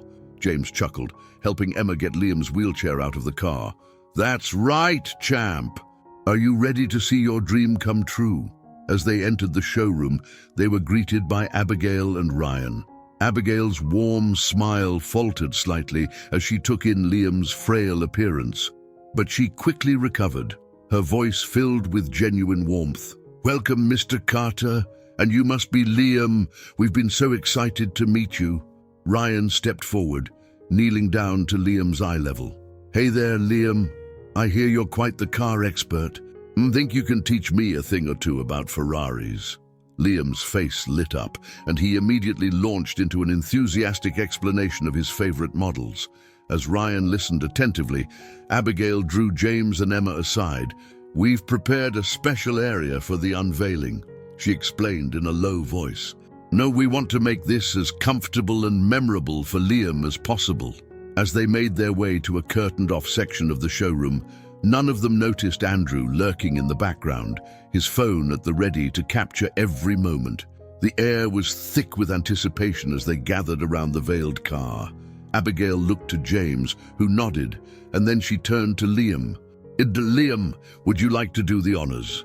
With trembling hands, Liam reached out and grasped the edge of the silky cover. As he pulled, the fabric slid away, revealing the gleaming red Ferrari beneath. The room fell silent for a moment, and then Liam's voice, filled with wonder and joy, broke the spell. It's perfect," he whispered, tears streaming down his face. Grandpa, it's even better than I imagined." As Liam explored every inch of the car from his wheelchair, touching the smooth paint and peering into the luxurious interior, There wasn't a dry eye in the room. Even Ryan, who had seen countless customers react to their new cars, found himself moved by the pure, unadulterated happiness on Liam's face. James knelt beside his grandson, his own eyes glistening. "What do you think, champ? Was it worth the wait?" Liam turned to his grandfather, his face radiant with joy. "It's the best thing ever, Grandpa. I can't believe it's really mine." As the family shared this intimate moment, Andrew silently snapped photos, his mind already crafting the sensational headlines that would accompany them. But as he watched the scene unfold, a small seed of doubt began to take root in his heart. The love and joy he was witnessing was palpable, and for a brief moment he questioned the path he had chosen. But it was too late. The wheels were already in motion, and the story he had set out to exploit was about to take on a life of its own. As the Carter family reveled in their moment of happiness, none of them could have known that their private joy was about to become very public, with consequences that would reach far beyond the walls of the Ferrari dealership. The day of dreams coming true was also the day that would test the strength of their family, the integrity of the dealership, and the power of compassion in the face of adversity. The true journey was only just beginning. As the sun climbed higher in the sky, casting a warm glow over the Ferrari dealership, the joyous atmosphere surrounding Liam and his new car began to shift. The first hints of the approaching storm were subtle, barely noticeable to those caught up in the moment. James Carter stood back, watching his grandson's face light up as Ryan patiently explained every feature of the Ferrari. Emma, her arm linked with her father's, wiped away tears of happiness and relief. For a brief, shining moment, it seemed as though all their worries had melted away in the face of Liam's pure joy. Abigail Woodward observed the scene with a mixture of professional satisfaction and genuine emotion. This, she thought, was what selling dreams was truly about. Not just the exchange of money for a luxury item, but the creation of moments that would be cherished for a lifetime. However, as she turned to share a smile with her staff, she noticed Andrew hovering near the back of the showroom, his phone held suspiciously close to his chest. A flicker of unease passed through her, but before she could act on it, her attention was drawn back to Liam. "Mrs. Woodward," the boy called out, his voice stronger than it had been in months. "Could we maybe start the engine, just to hear it?" Abigail's face softened. "Of course, Liam. Ryan, would you do the honors?" As Ryan leaned into the car to turn the key, a low, powerful rumble filled the showroom. Liam's eyes widened in delight, and for a moment, everyone was transported by the pure, visceral thrill of the machine. It was in this moment of distraction that Andrew made his move. Slipping away from the group, he quickly sent off the photos he'd taken, along with a hastily typed message. "Got the pics? Rich old guy bought Ferrari for sick grandson. Heartwarming story on surface, but dig deeper. Why was wealth hidden? Potential scandal. Family in shock. Exclusive coming your way." As he hit send, Andrew felt a mix of triumph and unease. He justified his actions to himself. This was business after all. He was just doing what he needed to secure his position. But deep down, a voice nagged at him, questioning the morality of exploiting a family's private moment for personal gain. Meanwhile, oblivious to the brewing storm, the Carter family continued to revel in their moment of joy. James knelt beside Liam's wheelchair, pointing out details on the car and sharing in his grandson's excitement. "You know, Liam," James said softly, "this car is more than just a machine. It's a symbol of hope, of the fight we're going to put up against your illness. Every time you look at it, I want you to remember that anything is possible." Liam nodded, his eyes shining with a mixture of tears and determination. "I will, Grandpa. And when I get better, we'll go for a real drive together, okay?" James swallowed hard, fighting back his own tears. "It's a promise, champ." As the family shared this tender moment, Ryan found himself deeply moved. The parallels to his own situation, his mother's upcoming transplant, the hope for a better future, weren't lost on him. He made a silent vow to do everything in his power to make the community wheels program a success, to spread this kind of joy to others who needed it. Abigail, sensing that the family might need a moment of privacy, began to usher the other staff members away. As she did, her eyes met Andrew's, and she felt that flicker of unease again. There was something in his expression, a mixture of guilt and defiance, that set off warning bells in her mind. "Andrew," she called out, "a word in my office, please." As Andrew followed Abigail to her office, his phone buzzed in his pocket. The reporter had received the photos and was eager for more information. Andrew's palms began to sweat as he realized he was walking a dangerous line between career advancement and potential disaster. In the showroom, the Carter family's moment of pure joy was drawing to a close. As much as Liam wanted to stay with his Ferrari forever, his body was beginning to show signs of fatigue. Emma, ever attentive to her son's needs, noticed the pallor creeping back into his cheeks. "I think it might be time to head home, sweetheart," she said gently. "We can come back another day when you're feeling stronger." Liam nodded reluctantly, his eyes never leaving the gleaming red car. "Promise we'll come back soon." "Of course," James assured him. "Look, this is your car, Liam. We'll visit as often as you like." As Ryan helped the family prepare to leave, providing them with all the necessary paperwork and contact information, a commotion from the direction of Abigail's office caught everyone's attention. "What were you thinking?" Abigail's voice, usually so composed, was raised in anger. "This is a complete breach of client confidentiality." The door to her office flew open, and Andrew stormed out, his face a mask of defiance and fear. He brushed past the startled Carter family without a word, heading straight for the exit. Abigail emerged from her office, her face flushed with anger, but quickly composing herself as she saw the concerned looks on the faces of the Carters and Ryan.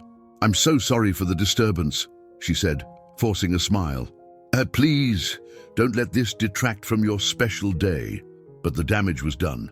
The bubble of joy that had surrounded the family had been punctured, allowing the realities of the outside world to seep back in. Emma held Liam a little closer, a protective instinct kicking in. James, his years of living cautiously coming to the fore, turned to Abigail with a questioning look. "Is everything all right, Mrs. Woodward? Is there something we should be concerned about?" Abigail hesitated, torn between her professional duty to maintain calm and her moral obligation to be honest with the family that had placed their trust in her. As she opened her mouth to respond, her phone began to ring insistently. The storm that had been gathering was about to break, and none of them were truly prepared for the deluge that was to come. The Ferrari, once a symbol of pure joy and hope, was about to become the center of a maelstrom that would test the bonds of family, the ethics of business, and the power of compassion in the face of public scrutiny. As they stood there, frozen in a moment of uncertainty, the world outside the dealership continued to turn. News travels fast in the age of social media, and the story of the humble millionaire, his sick grandson, and the Ferrari was already beginning to spread like wildfire. The next few hours would prove crucial, not just for the Carter family, but for everyone whose lives had become intertwined in this unexpected drama. The true test of character for James, Emma, Liam, Abigail, Ryan, and even Andrew was about to begin. How they would weather this storm would define not just their individual futures, but the very nature of kindness, integrity, and redemption in a world quick to judge and slow to forgive. The next morning broke with an unsettling calm, the proverbial quiet before the storm. James Carter awoke early, a habit ingrained from years of modest living. As he shuffled to his kitchen to make his usual cup of coffee, he had no idea that his world was about to be turned upside down. The first indication that something was amiss came in the form of a phone call. James's old flip phone buzzed insistently on the kitchen counter. Frowning at the unfamiliar number, he answered, "Mr. Carter, this is Sarah Jenkins from the Daily Chronicle. We're running a story on your recent Ferrari purchase and would love to get a comment from you about your hidden wealth and your grandson's condition." James felt as if the floor had dropped out from under him. I'm sorry, what? How did you get this information?" But Sarah was already pressing on, her voice eager and relentless. "Our sources indicate that you've been living modestly despite winning the lottery years ago. Can you comment on why you chose to keep your wealth a secret, and why come forward now with such an extravagant purchase?" James's mind raced. How had this information gotten out? Who could have possibly known?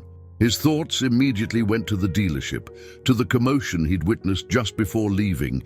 With a sinking feeling, he realized that their private moment had somehow become public knowledge. "I have no comment at this time," he said firmly, ending the call despite the reporter's protests. No sooner had he hung up than his phone began to buzz again, and again, and again. James stared at the device in horror as it lit up with call after call from unknown numbers.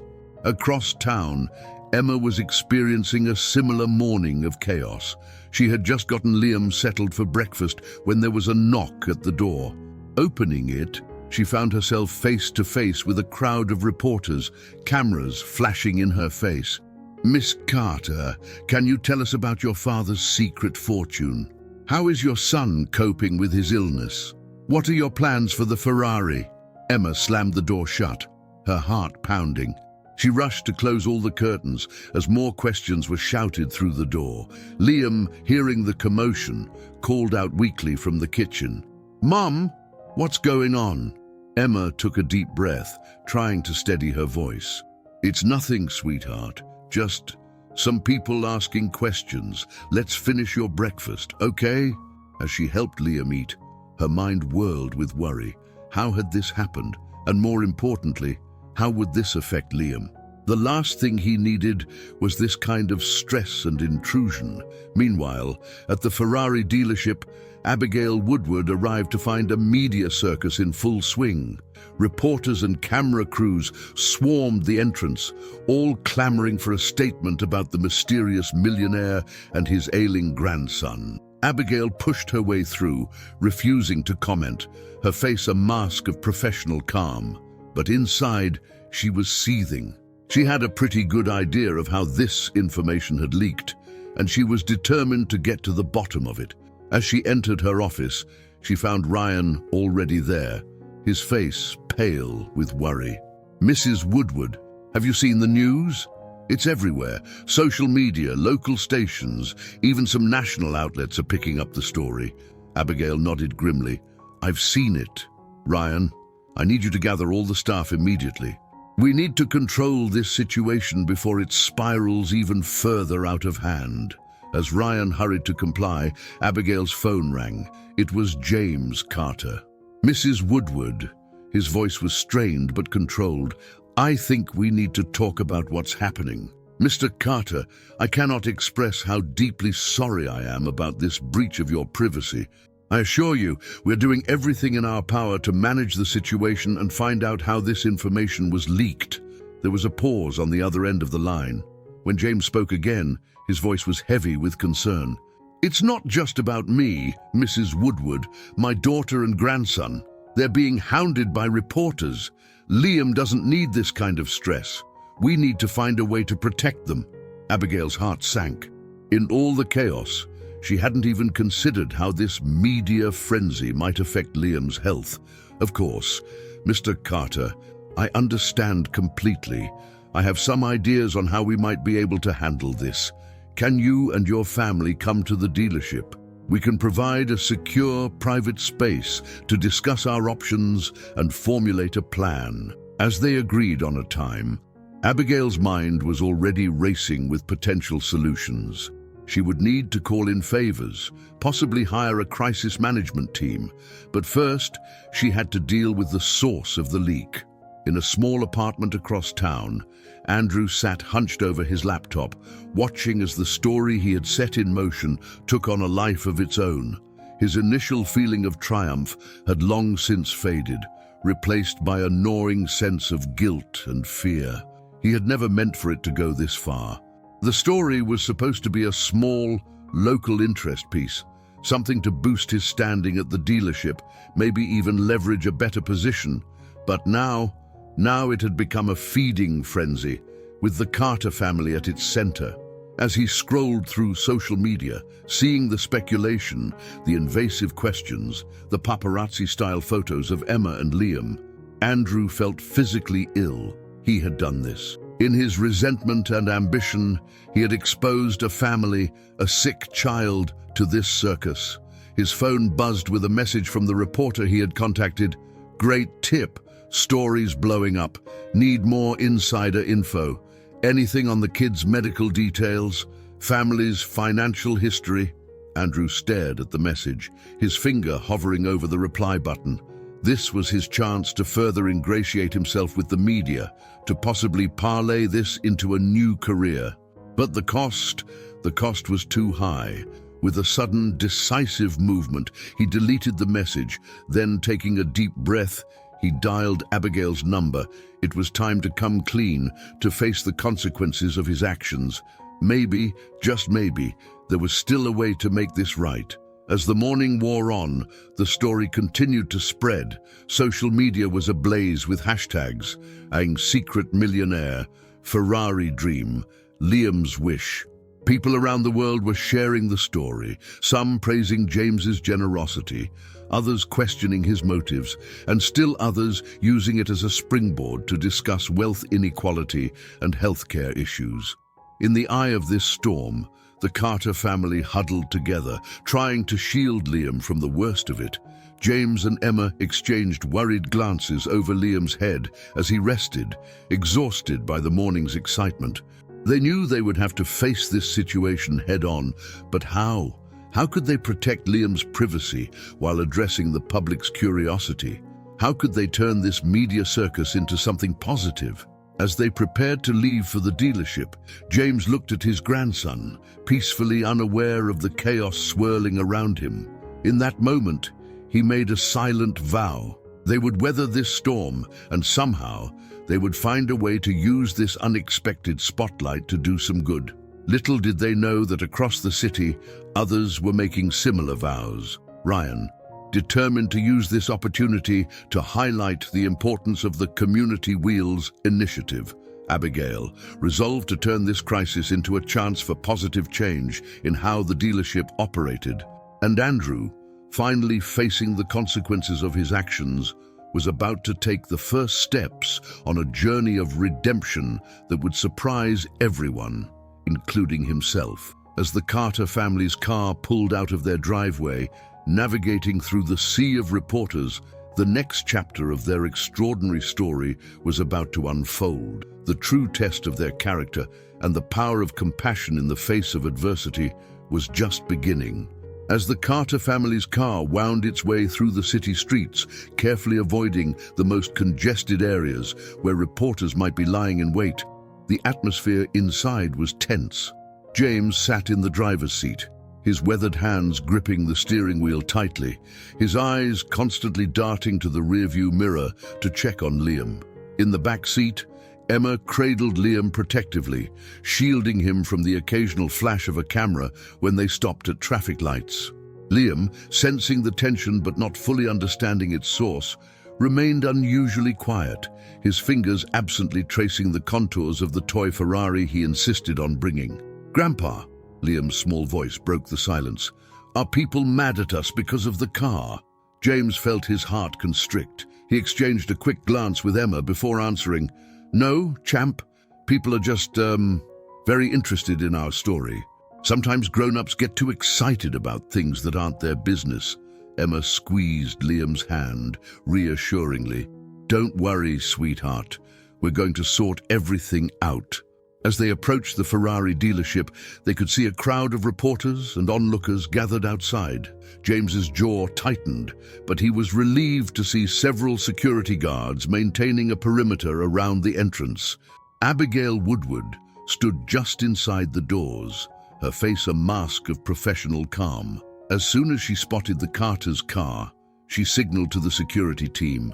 In a well-coordinated move, the guards created a human barrier, allowing the family to drive into a private garage entrance that had been cleared for their arrival. Once inside, Abigail rushed to greet them, her composure slipping to reveal genuine concern.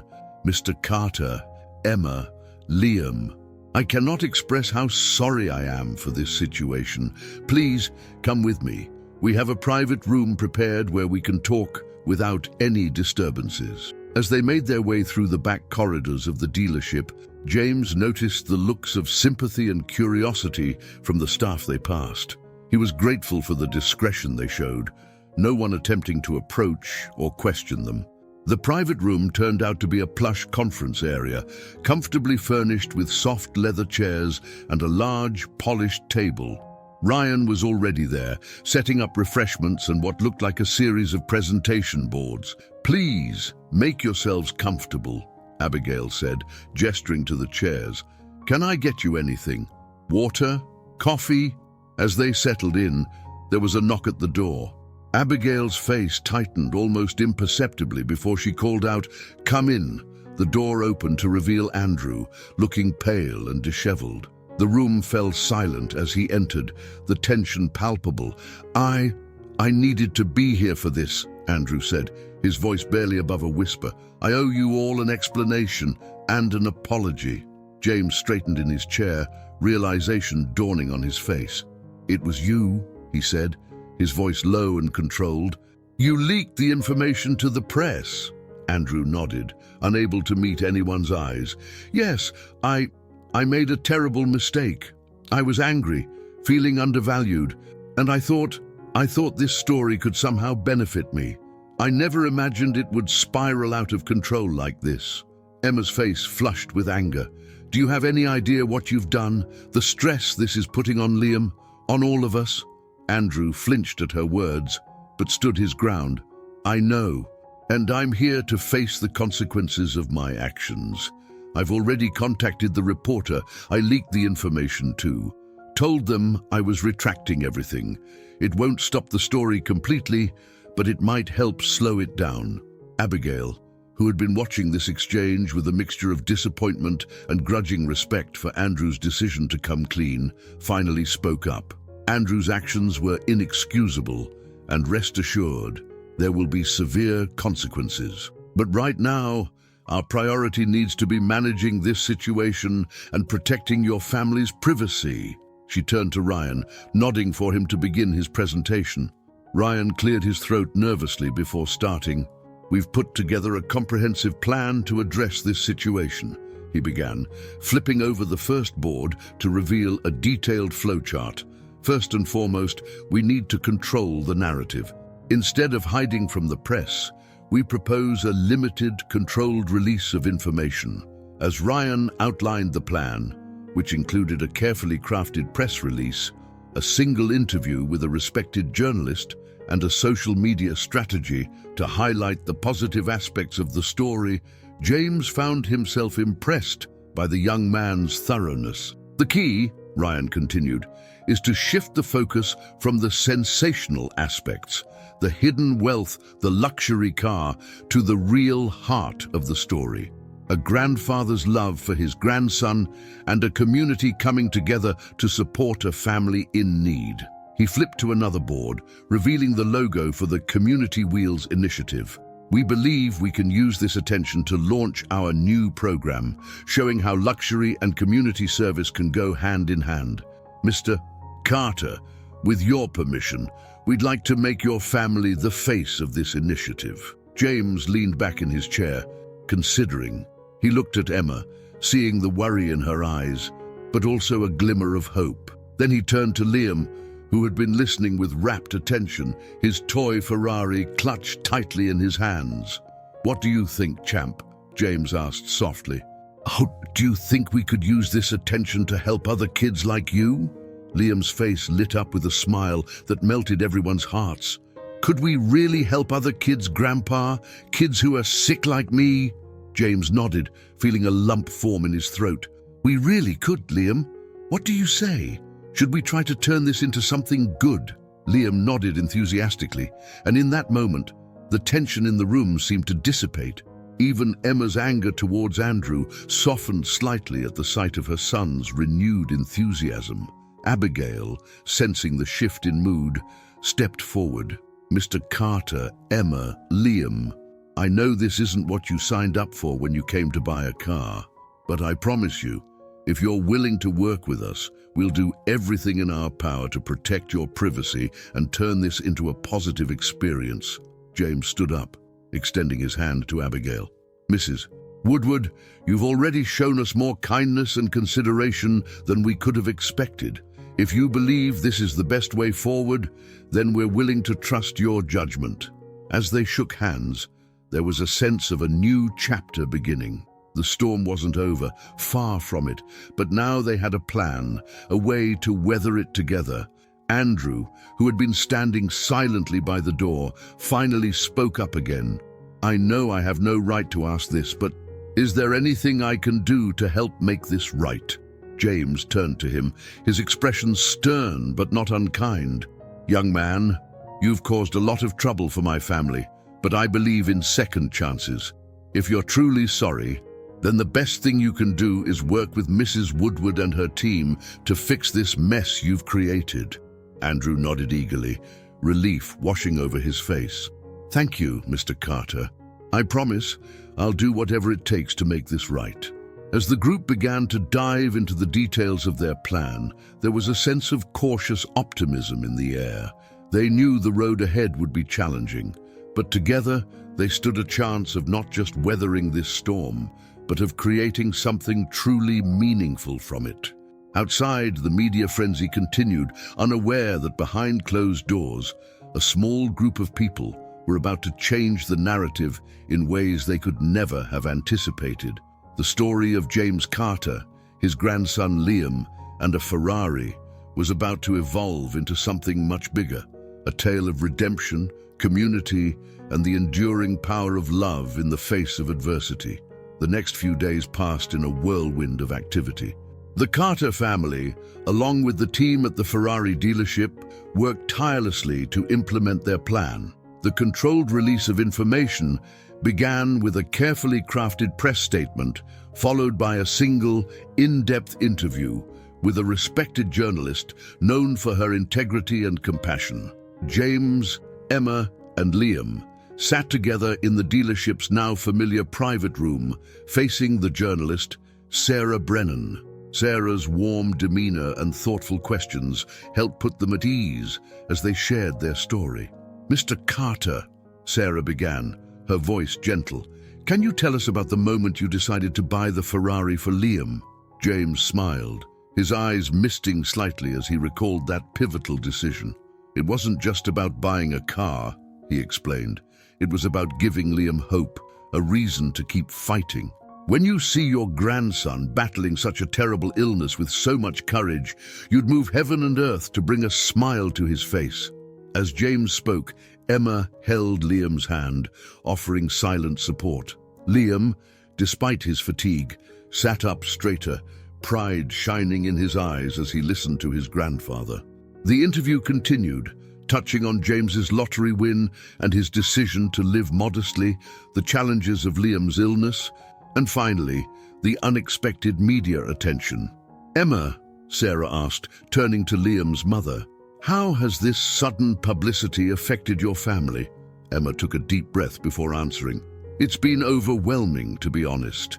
We've always been a private family, and to have our lives suddenly thrust into the spotlight was jarring. But Jin," she added, a small smile forming, "it's also shown us how much kindness there is in the world. The support we've received from the community has been incredible." As the interview progressed, they began to discuss the Community Wheels initiative. Liam, who had been quiet for most of the interview, suddenly perked up. "Can I say something?" he asked, his voice small but determined. Sarah smiled warmly. "Of course, Liam. We'd love to hear from you." Liam looked at his mother and grandfather, who nodded encouragingly. "I know I'm really lucky to have this amazing car," he began, his words careful and measured. "But there are lots of kids out there who are sick like me, or whose families are struggling. If we can use my story to help them, then maybe all this craziness will be worth it." There wasn't a dry eye in the room as Liam finished speaking. Sarah, visibly moved, thanked Liam for his insight. As the interview concluded, there was a sense that they had managed to shift the narrative. No longer was this just a story about a secret millionaire and a luxury car. It had become a tale of family, hope, and community. Meanwhile, at the dealership, Abigail and her team were working around the clock to launch the Community Wheels initiative. Ryan had thrown himself into the project with renewed vigor, coordinating with local charities and organizing a team of volunteers. Andrew, true to his word, had been working tirelessly to make amends. He used his contacts in the media to help control the flow of information and even reached out to other luxury car dealerships to get them on board with the initiative. The day of the official launch arrived, and the Ferrari dealership had been transformed. Gone was the exclusive, intimidating atmosphere. Instead, the showroom buzzed with a warm, community-oriented energy. Local families in need, selected by partnering charities, were invited to the event. They would be the first recipients of reliable used cars, donated and refurbished as part of the Community Wheels program. As James's Emma and Liam arrived, they were greeted not by a swarm of invasive reporters, but by a crowd of well-wishers and supporters. Liam's eyes widened as he saw a group of children, some in wheelchairs like him, others showing signs of various illnesses or disabilities. "Grandpa," he whispered, tugging on James's sleeve, "can I go talk to them?" James looked at Emma, who nodded with a mixture of pride and emotion. "Of course, champ. Go make some new friends." As Liam wheeled himself over to the group, introducing himself and immediately launching into excited chatter about cars, James and Emma watched with hearts full of love and hope. Abigail approached them, a broad smile on her face. "Mr. and Mrs. Carter, I can't thank you enough for your support in this. You've turned what could have been a PR nightmare into something truly beautiful." James shook his head modestly. "And we just followed your lead, Mrs. Woodward. You and your team have done an incredible job." As they spoke, Ryan hurried over, excitement evident in his voice. "Mrs. Woodward, Mr. and Mrs. Carter, you won't believe this. We've just received calls from 3 other luxury car dealerships in the state. They want to know how they can implement similar programs in their communities." The news was met with joy and a sense of accomplishment. What had started as one act of love, a grandfather buying a Ferrari for his sick grandson, was blossoming into a movement that could impact thousands of lives. As the event progressed, there were tears of joy as families received keys to their new cars, promises of job training, and support from a community that had come together in an extraordinary way. Liam, surrounded by his new friends, was beaming with happiness. For the first time in months, the pain and worry of his illness seemed to fade into the background, replaced by the joy of connection and the excitement of making a difference. James stood back, watching the scene unfold. He felt a presence beside him and turned to see Andrew, looking nervous but determined. "Mr. Carter," Andrew began, his voice low, "I know I can never fully make up for what I did, but I want you to know that I'm committed to this program. I'll do whatever it takes to ensure it succeeds and helps as many people as possible." James studied the young man for a moment before responding, "You know, Andrew, in my experience, it's not about never making mistakes. It's about how we choose to rectify them. You're on the right path. Keep going." As the day drew to a close, the Carter family found themselves at the center of a very different kind of attention. No longer were they hounded by sensation-seeking reporters. Instead, they were surrounded by people whose lives they had touched, directly and indirectly. Emma, watching Liam laugh with his new friends, leaned into her father. "Dad," she said softly, "when you bought that Ferrari, did you ever imagine it would lead to all this?" James chuckled, wrapping an arm around his daughter. "Not in my wildest dreams, sweetheart. But you know what? This, right here, right now, this is the real dream come true. As the sun set on the Ferrari dealership, casting a warm glow over the gathered community, there was a sense of a new chapter beginning. The story of James Carter, Liam, and the Ferrari had evolved into something much larger than any of them could have anticipated. It had become a testament to the power of love, the strength of community, and the incredible changes that can occur when people come together with open hearts and a shared purpose. The journey wasn't over. Liam still faced challenges with his health, and maintaining the momentum of community wheels would require ongoing effort. But as the Carter family drove home that evening, Liam clutching a photo of himself with his new friends in front of his Ferrari, they knew that whatever lay ahead, they would face it together, supported by a community that had become like family. The Ferrari, once just a dream, had become a symbol of hope, not just for Liam, but for countless others. And in that transformation lay the true magic of their extraordinary story. In the weeks following the launch of the Community Wheels initiative, the ripple effects of the Carter family's story continued to spread far beyond the boundaries of their city. What had begun as a personal act of love between a grandfather and his grandson had blossomed into a movement that was touching lives across the country. James Carter sat in his modest living room, sipping his morning coffee as he perused the latest update from Abigail Woodward. The report detailed the expansion of Community Wheels to 5 more states, with luxury car dealerships partnering with local charities to provide reliable transportation to families in need. James couldn't help but smile at the thought of how far this had come. His reflections were interrupted by the sound of laughter from the backyard. Setting down his coffee, James moved to the window, his heart swelling at the sight that greeted him.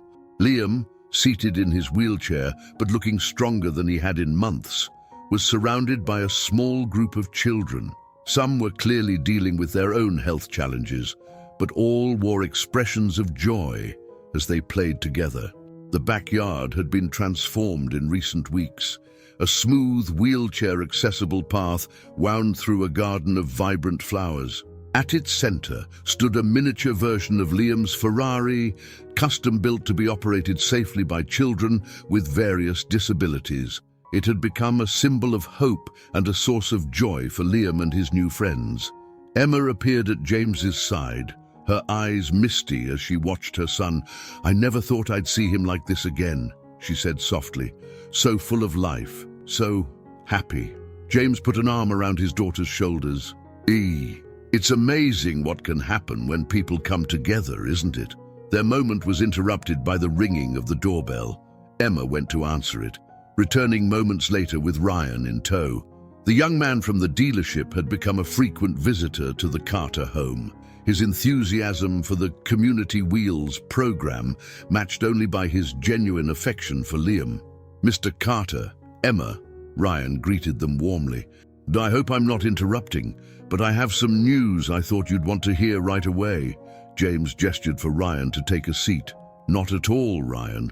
What's on your mind?" Ryan's face broke into a wide grin. "We've just heard from a major auto manufacturer. They want to partner with Community Wheels on a national level.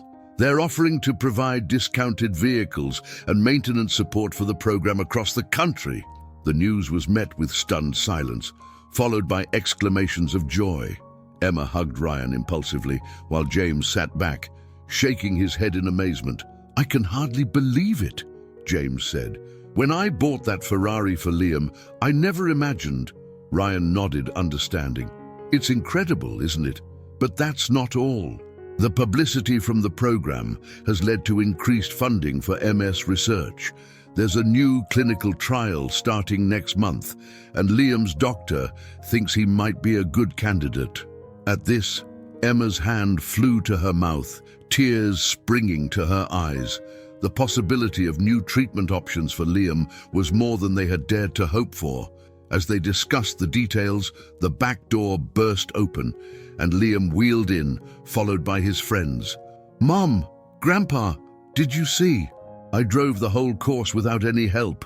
The adults turned to Liam, their faces wreathed in smiles. James knelt down beside his grandson's wheelchair. "That's fantastic, champ. I'm so proud of you." Liam beamed, then noticed Ryan. "Hey, Ryan, did you come to see my new Ferrari?" Ryan laughed.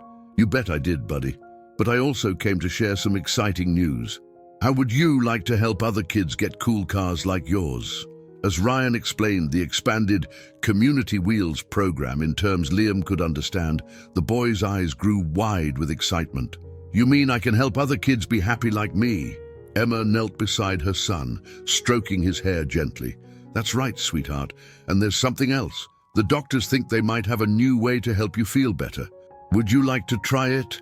Liam's face grew serious for a moment, then broke into a determined smile. "If it means I can help more kids and maybe drive a real Ferrari someday, then yes." The room filled with laughter and tears of joy. As Liam's friends gathered around, curious about the excitement, James found himself marveling at the scene before him. From one act of love had sprung a wellspring of hope, not just for Liam, but for countless others. Later that evening, after Liam had been tucked into bed, exhausted but happy, James sat on the porch with Emma. The night was warm, filled with the gentle chirping of crickets and the distant sounds of the city. "Dad," Emma said softly, "I owe you an apology. When you first told us about the lottery win, about buying the Ferrari, I thought you'd lost your mind. I was worried about what people would think, about how it would change us. But now," James squeezed his daughter's hand, "now you see that true wealth isn't about money or possessions. It's about the lives we touch, the love we share." Emma nodded, leaning her head on her father's shoulder. "I just hope Liam understands how lucky he is to have you as a grandfather," James chuckled. "I'm the lucky one, sweetheart. Liam has taught me more about courage and joy than I could ever teach him." As they sat in comfortable silence, James reflected on the journey that had brought them to this point, the challenges they had faced, the unexpected turns their lives had taken, yet through it all, the love that bound their family together had only grown stronger. In the distance, a shooting star streaked across the sky. Emma pointed it out, reminding James of a night long ago when he had wished upon a star for the happiness and well-being of his family. As he closed his eyes and made another wish, he realized that sometimes the most extraordinary dreams do come true, just not always in the ways we expect. The story of James Carter, Liam, and the Ferrari was far from over. There would be more challenges to face, more lives to touch, more dreams to fulfill. But with the strength of family, the support of their community, and the power of love, they were ready to face whatever the future might bring. As the night deepened and the stars twinkled overhead, the Ferrari sat in its specially built garage, no longer just a car, but a symbol of hope, a catalyst for change, and a reminder that sometimes the greatest journeys begin with a single act of love. As autumn leaves began to paint the city in shades of gold and crimson, the Carter family found themselves on the cusp of new beginnings. The past few months had been a whirlwind of activity, challenges, and unexpected joys. On a crisp Saturday morning, James Carter stood in the driveway, carefully polishing the gleaming red Ferrari. The car had become more than just a vehicle. It was a symbol of their journey, a tangible reminder of how far they'd come. "Grandpa," Liam's excited voice carried from the house. "Is it time yet?" James chuckled, giving the car one final buff. "Almost, champ. Just putting on the finishing touches." Today was a special day, Liam's first official outing in the Ferrari since his health had begun to improve. The new treatment, part of the clinical trial they'd been fortunate enough to join, had shown promising results. While Liam still had a long road ahead, his energy levels had increased and the pain had diminished significantly. Emma appeared in the doorway, pushing Liam's wheelchair. The boy was practically vibrating with excitement, his eyes locked on the Ferrari. "Mum, look, Grandpa made it so shiny." "It's beautiful, sweetheart," Emma agreed, her eyes meeting James's over Liam's head. The gratitude and love in her gaze spoke volumes. As James helped Liam into the specially modified passenger seat, ensuring he was comfortable and secure, a car pulled up in front of the house. Ryan stepped out, waving cheerfully. "Hey, everyone! Ready for the big day?" Ryan had become an integral part of their lives, his enthusiasm and kindness a constant source of support. "Ryan," Liam called out, "are you coming with us to the Community Wheels event?" Ryan nodded, grinning. "I wouldn't miss it for the world, buddy. Mrs. Woodward is meeting us there with some very special guests." As they prepared to leave, neighbors began to emerge from their homes. What had once been curious and sometimes judgmental glances had transformed into warm smiles and waves of encouragement. The community had rallied around the Carters, inspired by their story and the positive changes it had brought to so many lives. The drive to the event was filled with Liam's excited chatter, punctuated by the occasional rev of the Ferrari's engine, a sound that never failed to bring a smile to the boy's face. James drove carefully, acutely aware of the precious cargo he carried. They arrived at a large park that had been transformed for the Community Wheels event. Colorful banners fluttered in the breeze, and the sound of laughter and music filled the air. Families milled about, many clearly beneficiaries of the program, their faces shining with hope and gratitude. As James carefully helped Liam out of the car and into his wheelchair, they were greeted by a smiling Abigail Woodward. "Welcome! We've been eagerly awaiting your arrival." Liam beamed up at her. "Mrs. Woodward, did you see? We came in the Ferrari." Abigail knelt down to Liam's level. "I did see, and it looks even more beautiful than I remembered. Are you ready to help us make some other families very happy today?" Liam nodded enthusiastically. "I can't wait." As they made their way through the event, James was struck by the atmosphere of joy and community. Families were being presented with keys to reliable vehicles.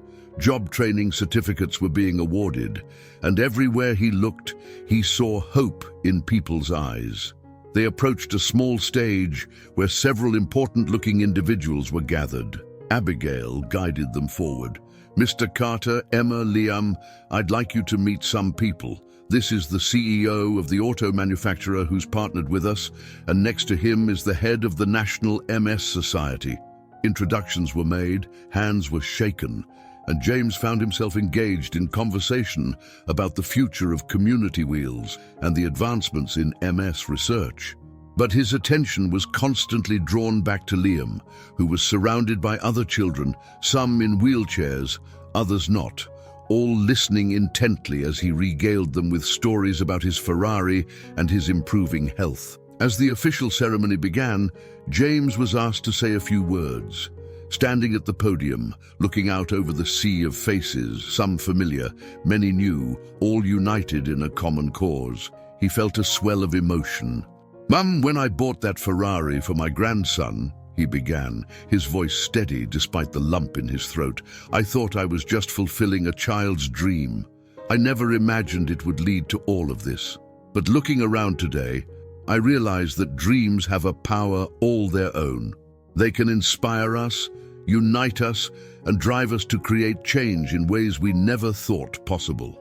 He went on to speak about the importance of community, of hope, and of never underestimating the impact of a single act of kindness. As he concluded his speech, the applause was thunderous, but for James, the most important reaction was the look of pride on Liam's face. The rest of the day passed in a blur of activity. More families received vehicles, Liam made new friends, and plans were discussed for expanding Community Wheels even further. As the sun began to set, casting a warm glow over the park, James found a quiet moment to reflect. He watched as Emma chatted animatedly with some of the researchers from the MS Society, her face alight with hope for Liam's future.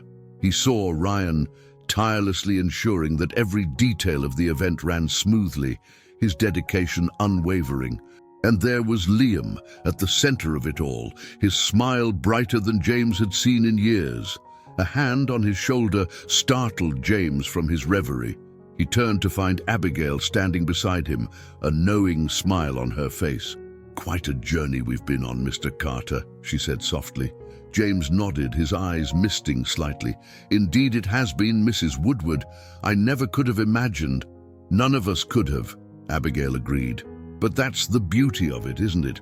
Sometimes the most extraordinary journeys begin with the simplest acts of love." As they stood there, watching the community they'd helped build flourish around them, James felt a profound sense of gratitude. The Ferrari that had started it all gleamed in the fading sunlight, no longer just a luxury car, but a beacon of hope, a symbol of the incredible power of dreams, love, and community. The story of James Carter, Liam, and the Ferrari was far from over.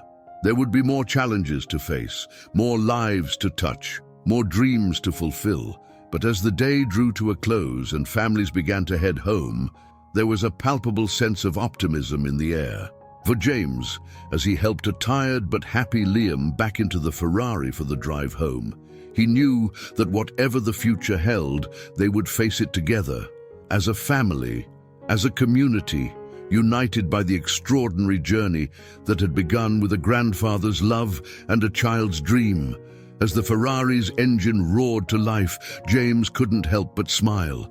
The road ahead was full of promise, and they were just getting started. As winter approached, bringing with it a chill in the air and the promise of snow, the Carter family found themselves navigating yet another unexpected turn in their journey. The Community Wheels initiative had grown beyond their wildest dreams, touching lives across the country, but with growth came new challenges and responsibilities. One crisp morning, James sat at his kitchen table, poring over a stack of documents. The doorbell rang, and he answered it to find Ryan and Abigail Woodward standing on his porch, their expressions a mix of excitement and concern. "Mr. Carter," Abigail began as they settled in the living room, "we've received an offer that could change everything." James leaned forward, intrigued. "What kind of offer?" Ryan took over, his voice brimming with barely contained excitement. "A major national foundation wants to partner with Community Wheels. They're offering substantial funding to expand the program nationwide, but..." He hesitated, exchanging a glance with Abigail. "But?" James prompted. Abigail sighed. "They want you to be the face of the campaign, Mr. Carter. You and Liam. It would involve media appearances, speaking engagements, possibly even relocating to oversee the national headquarters." James sat back, stunned. The implications of such a move were enormous. It could mean reaching so many more people, helping countless families, but it would also mean uprooting their lives, thrusting Liam further into the spotlight. As if on cue, the sound of Liam's wheelchair could be heard coming down the hallway. "Grandpa, is someone here? I thought I heard voices." Liam's face lit up when he saw Ryan and Abigail. "Hey, are we planning another event?" James smiled at his grandson, marveling at how much stronger he looked these days. The new treatments were working wonders, though Liam still had a long way to go. "Not exactly, champ. We're discussing something important that affects all of us.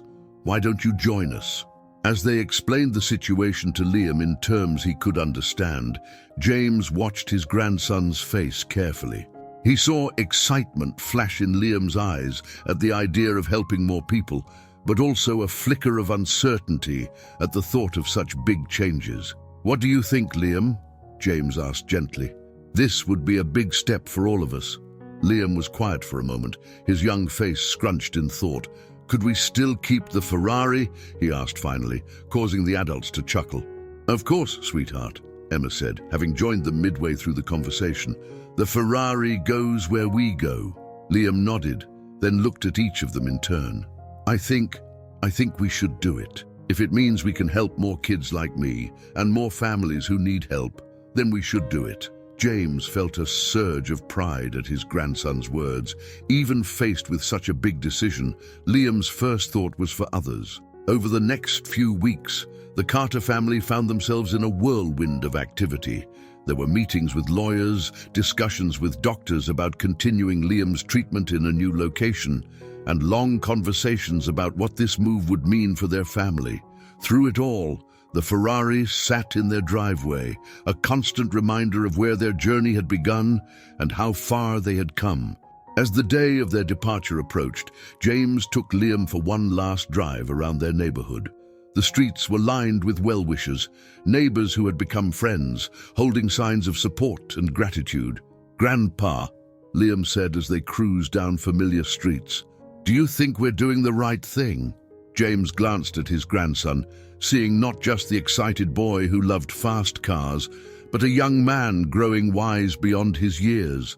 "I think we're following our hearts, champ, and that's always the right thing to do." The day of the move arrived, crisp and clear. As the moving trucks were loaded and final goodbyes were said, James stood in the driveway, keys to the Ferrari in hand. This car, once just an extravagant gift, had become so much more. It was a symbol of hope, of dreams realized, of the power of love to change lives. As they prepared to leave, a familiar face appeared. Andrew, the former dealership manager whose actions had inadvertently set this whole journey in motion, approached hesitantly. "Mr. Carter," he began, his voice thick with emotion, "I just wanted to thank you. Your forgiveness, your example, it changed my life. I'm heading up the local Community Wheels chapter now, and I promise to carry on the work you started here." James shook Andrew's hand warmly, marveling at how far they had all come. "Thank you, Andrew. Remember, it's not about never making mistakes. It's about how we choose to rectify them." As the Carter family pulled out of their driveway for the last time, Liam in the passenger seat of the Ferrari and Emma following in her car, James felt a mix of emotions. There was sadness at leaving behind the life they had known, but also excitement for the new adventures that lay ahead. The Ferrari's engine purred as they hit the open road, the sun glinting off its polished surface. In the rearview mirror, James could see the Community Wheels, moving trucks following behind, carrying not just their belongings, but the hopes and dreams of countless families they had yet to meet. As they crossed the city limits, Liam turned to his grandfather, his face alight with excitement and determination. "Ready for our next big adventure, Grandpa?" James smiled, feeling the weight of the responsibility they were taking on, but also the incredible lightness of knowing they were following the right path. "Ready as I'll ever be, champ. Let's go change some more lives." The Ferrari accelerated, carrying them towards new horizons, new challenges, and new opportunities to spread hope and kindness. The story of James Carter, Liam, and the Ferrari that started it all was far from over. In fact, in many ways, it felt like their real journey was just beginning. As the city faded in the distance and open roads stretched out before them, James knew that whatever lay ahead, they would face it together, as a family, as a team, united by love and driven by the desire to make a difference in the world. The Ferrari roared down the highway, not just a car anymore, but a chariot of hope, carrying with it the promise of better tomorrows for all those whose lives it would touch. And for James, Emma, and Liam, it was the start of the greatest adventure of their lives. The city skyline loomed ahead, a forest of glass and steel piercing the horizon. James Carter guided the Ferrari smoothly through the increasing traffic, stealing glances at Liam, who sat wide-eyed in the passenger seat. After days on the road, they were finally approaching their new home, the headquarters of the now national Community Wheels Initiative. "Look, Grandpa," Liam exclaimed, pointing at a massive billboard. It featured a larger-than-life image of the red Ferrari, with Liam's smiling face beaming down at the city. The words, "Drive Change, Community Wheels," were emblazoned across the bottom. James felt a mixture of pride and trepidation at the sight. Their story had indeed become larger than life, and with it came a weight of responsibility he was still coming to terms with. As they navigated through the bustling streets, following the GPS to their new address, James couldn't help but reflect on how much had changed in such a short time. The modest life he had chosen after his lottery win seemed like a distant memory now. Yet, the values that had guided that decision, humility, generosity, and family, remained at the core of everything they were doing. They pulled up to a sleek, modern building with Community Wheels National Headquarters written in bold letters above the entrance. A small crowd had gathered, including Abigail Woodward and Ryan, who had flown ahead to prepare for their arrival. As James helped Liam into his wheelchair, Emma pulled up behind them, looking both exhausted and exhilarated from the long journey. "Well, this is it," she said, taking in the sight of their new workplace and home. "Our new life begins here." Abigail approached, her face wreathed in smiles. "Welcome to your new home. We can't tell you how excited everyone is to have you here." As they made their way inside, greeted by applause from the assembled staff, James felt a sudden wave of uncertainty. Were they really ready for this? Could they live up to the expectations of so many people counting on them? His doubts must have shown on his face because Ryan sidled up to him, speaking in a low voice. "Don't worry, Mr. Carter. We're all in this together. You've already changed so many lives just by being yourself and following your heart." James nodded gratefully, drawing strength from the young man's words. The next few weeks were a whirlwind of activity.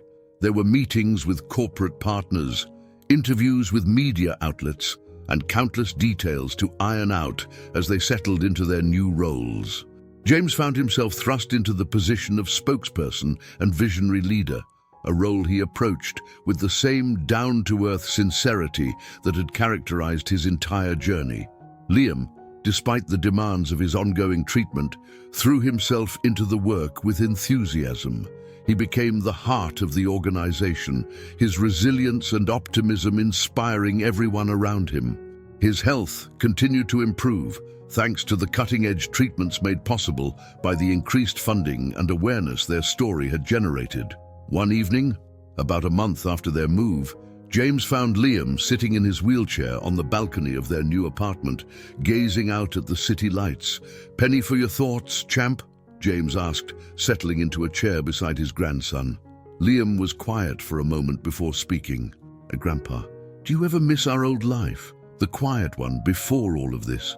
James considered the question carefully. "Sometimes," he admitted. "Life was simpler then. But you know what? I wouldn't trade what we're doing now for anything in the world. We're making a real difference, Liam, and that's worth all the challenges and changes." Liam nodded, a small smile playing on his lips. "I was thinking about the day you brought home that toy Ferrari. Remember? Before all of this started, I never could have imagined where that little car would take us." James chuckled, recalling that pivotal moment. "Life has a funny way of taking us on unexpected journeys, doesn't it?" As they sat there, enjoying the view and each other's company, James's phone buzzed with a message from Emma. She was downstairs in the garage, asking them to come down. Curious, James and Liam made their way to the elevator and down to the building's spacious garage. There, they found Emma standing next to the Ferrari, a mischievous glint in her eye.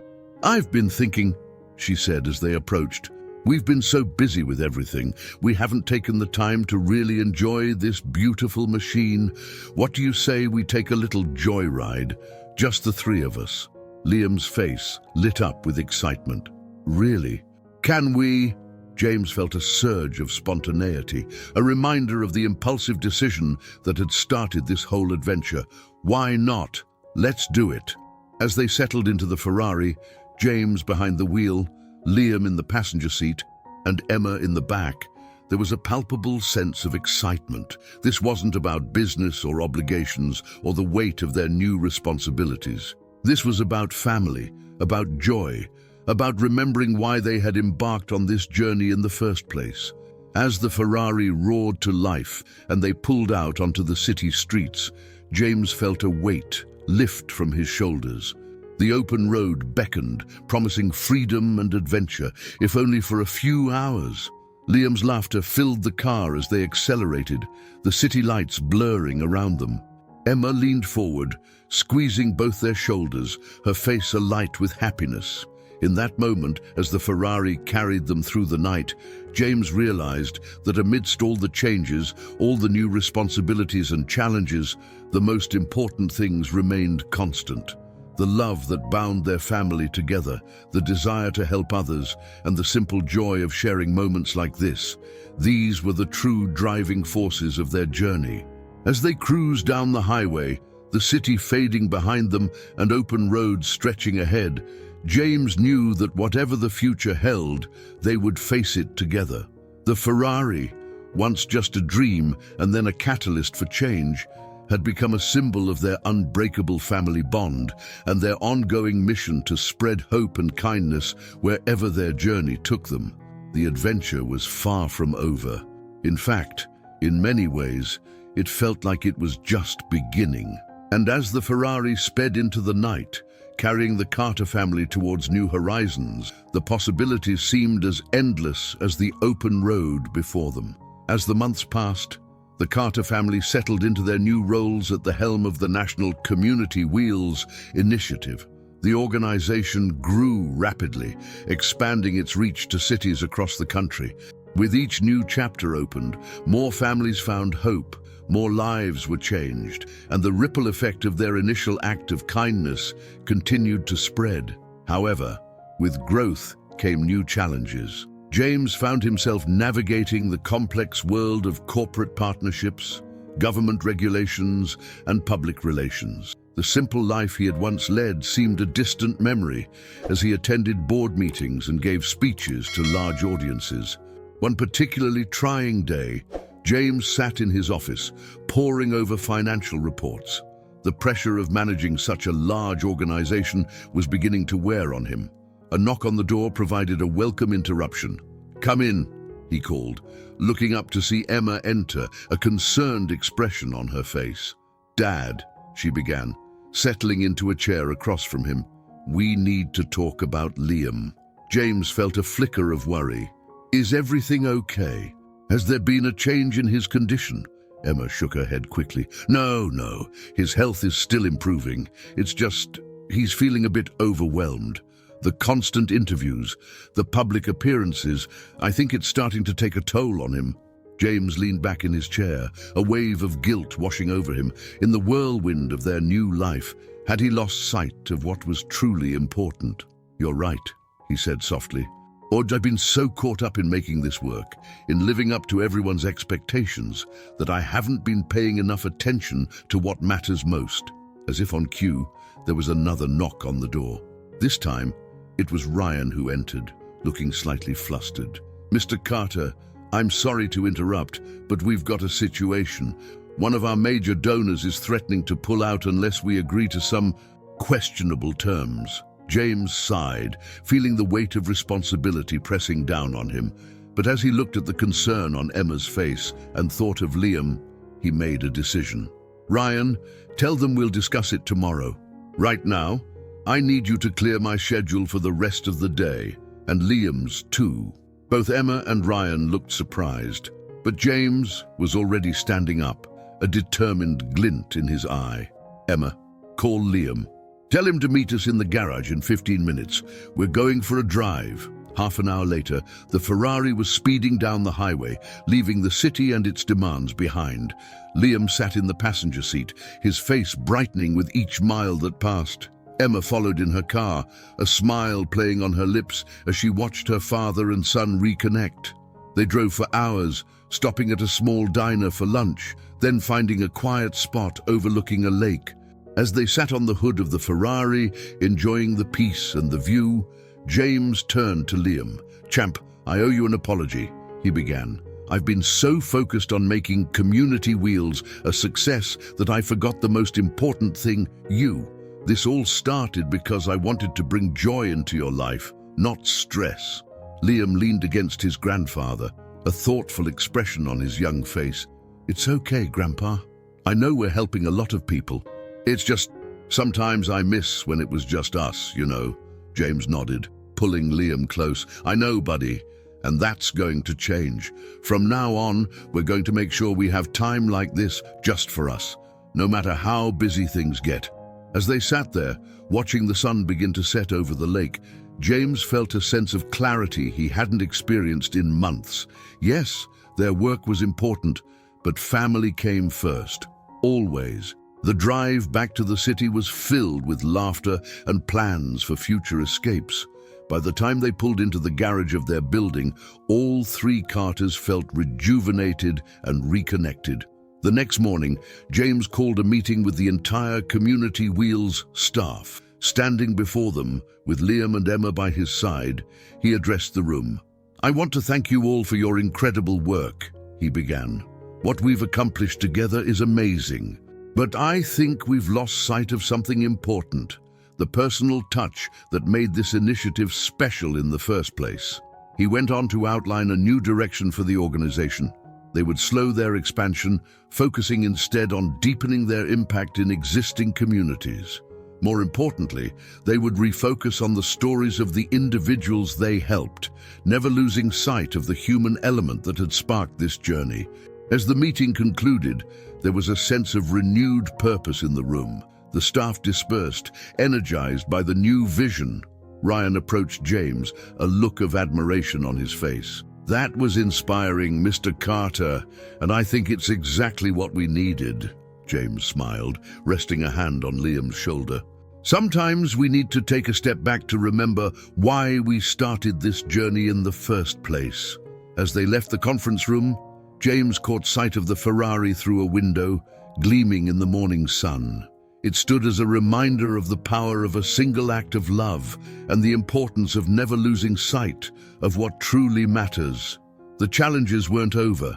Running a national organization would always come with its share of difficulties, but James felt ready to face them, grounded once more in the values that had guided him from the start: family, compassion, and the simple joy of making a difference in someone's life. As they walked towards their offices, Liam looked up at his grandfather.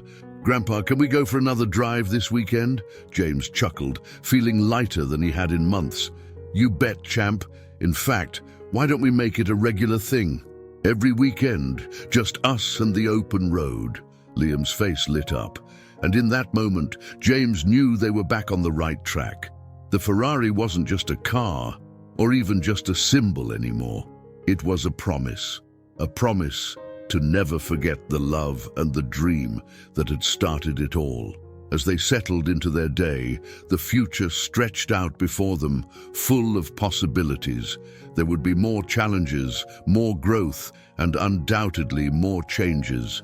But with their priorities realigned and their family bonds strengthened, the Carters were ready for whatever lay ahead. The journey that had begun with a grandfather's love and a child's dream was far from over. In many ways, it felt like a new chapter was just beginning. As spring bloomed across the city, bringing with it a sense of renewal and fresh beginnings, the Carter family found themselves adapting to their recalibrated approach to life and work. The changes James had implemented in Community Wheels were beginning to bear fruit, with a renewed focus on personal stories and deeper community involvement. One sunny Saturday morning, James and Liam prepared for their now weekly drive. These outings had become sacred time for grandfather and grandson, a chance to reconnect away from the pressures of their public roles. As James helped Liam into the passenger seat of the Ferrari, he noticed a new strength in his grandson's movements. The continued medical treatments, funded by their efforts, were showing remarkable results. "Ready for an adventure, champ?" James asked, settling into the driver's seat. Liam's eyes sparkled with excitement. "Always, Grandpa. Where are we going today?" James grinned mischievously. "I thought we'd try something a little different. How about we visit one of our Community Wheels families?" Liam's face lit up. While he had met many beneficiaries of their program at official events, this would be the first time they'd make a personal, unofficial visit. As they cruised through the city streets, James filled Liam in on the family they were going to visit. The Thompsons had received a car through Community Wheels 6 months ago, allowing the single mother, Sarah, to secure a better job and provide for her 2 children. They pulled up to a modest apartment complex on the outskirts of the city. As they got out of the car, with James helping Liam into his wheelchair, they noticed a small crowd gathering. The Ferrari always drew attention, but there was something different about these onlookers. They were smiling, some even waving in recognition. Sarah Thompson emerged from the building, her face a mixture of surprise and joy. "Mr. Carter, Liam, what an unexpected honor." Behind her, two children peeked out shyly, Tommy, age 10, and Lisa, age 8. Their eyes widened at the sight of the Ferrari. James shook Sarah's hand warmly. "We were in the neighborhood and thought we'd stop by to see how you and the kids are doing. I hope we're not intruding." Sarah shook her head emphatically. "Not at all. Please, come in. It's not much, but it's home." As they entered the small apartment, James was struck by the warmth and love that permeated the space. Photos of the children lined the walls, and an Employee of the Month certificate with Sarah's name hung proudly in the living room. While the adults chatted, Liam found himself drawn into conversation with Tommy and Lisa. Soon, the sound of children's laughter filled the apartment as Liam regaled them with stories of his adventures with the Ferrari. James watched the scene with a full heart. This, he realized, was what Community Wheels was truly about, not just providing transportation, but fostering connections, building communities, and changing lives in tangible ways. As they prepared to leave, Sarah pulled James aside, her eyes brimming with tears. "Mr. Carter, I don't know if you realize how much you've changed our lives. That car, it's not just a vehicle, it's hope, it's opportunity, it's a chance for a better future for my kids." James felt a lump form in his throat. "Sarah, it's families like yours that inspire us to keep going. You're the real heroes here, facing challenges head-on and never giving up." Back in the Ferrari, as they drove home, Liam was uncharacteristically quiet. James glanced over, concerned. "Everything okay, champ?" Liam nodded slowly. "Grandpa, I think I understand now why we do all this, why it's so important. Seeing Tommy and Lisa, hearing their mum's story, it makes all the hard stuff worth it." James felt a surge of pride. His grandson was growing not just in health, but in wisdom and empathy. "That's right, Liam. Every family we help, every life we touch, it all started with that first ride we took in this car. Remember?" Liam grinned. "How could I forget? Best day of my life." As they pulled into their garage, Emma was waiting for them, a curious expression on her face. "How was your drive? You two look like you've had quite an adventure." Over dinner, James and Liam recounted their visit to the Thompsons. As they shared the story, James could see a new light in Emma's eyes, a renewed sense of purpose and commitment to their cause. Later that evening, as James stood on the balcony of their apartment, looking out over the city, he felt a deep sense of contentment. The past year had been a whirlwind of changes, challenges, and growth. But at its core, their mission remained the same: to spread hope, one family at a time. He thought about the Ferrari, now resting in the garage below. What had started as a grandiose gesture of love had become a symbol of so much more. It was a reminder of the power of dreams, the strength of family bonds, and the incredible impact that one act of kindness could have. As he turned to go back inside, James caught sight of a shooting star streaking across the night sky. He smiled, making a silent wish. Not for himself, but for all the families out there who were still struggling, still hoping for their own miracle. The journey that had begun with a lottery win and a Ferrari was far from over. In fact, James realized it was evolving in ways he could never have imagined. But with Liam's growing strength, Emma's unwavering support, and the knowledge that they were making a real difference in people's lives, he felt ready for whatever challenges lay ahead. The Ferrari that had started it all was more than just a car now. It was a promise to keep dreaming, to keep loving, and to keep driving forward, no matter what obstacles they might face. As James joined his family inside, he knew that the greatest adventure of their lives was still unfolding, and he couldn't wait to see where the road would take them next.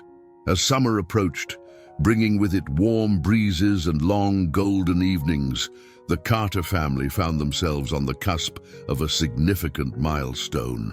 It had been exactly 1 year since James had purchased the Ferrari for Liam, setting in motion a chain of events that had transformed not only their lives, but the lives of countless others across the country. To commemorate this anniversary, James had a special surprise planned. He had arranged for a grand celebration at the very dealership where it all began, bringing together staff, beneficiaries, and supporters of Community Wheels from all over the nation. The morning of the event, James knocked gently on Liam's bedroom door.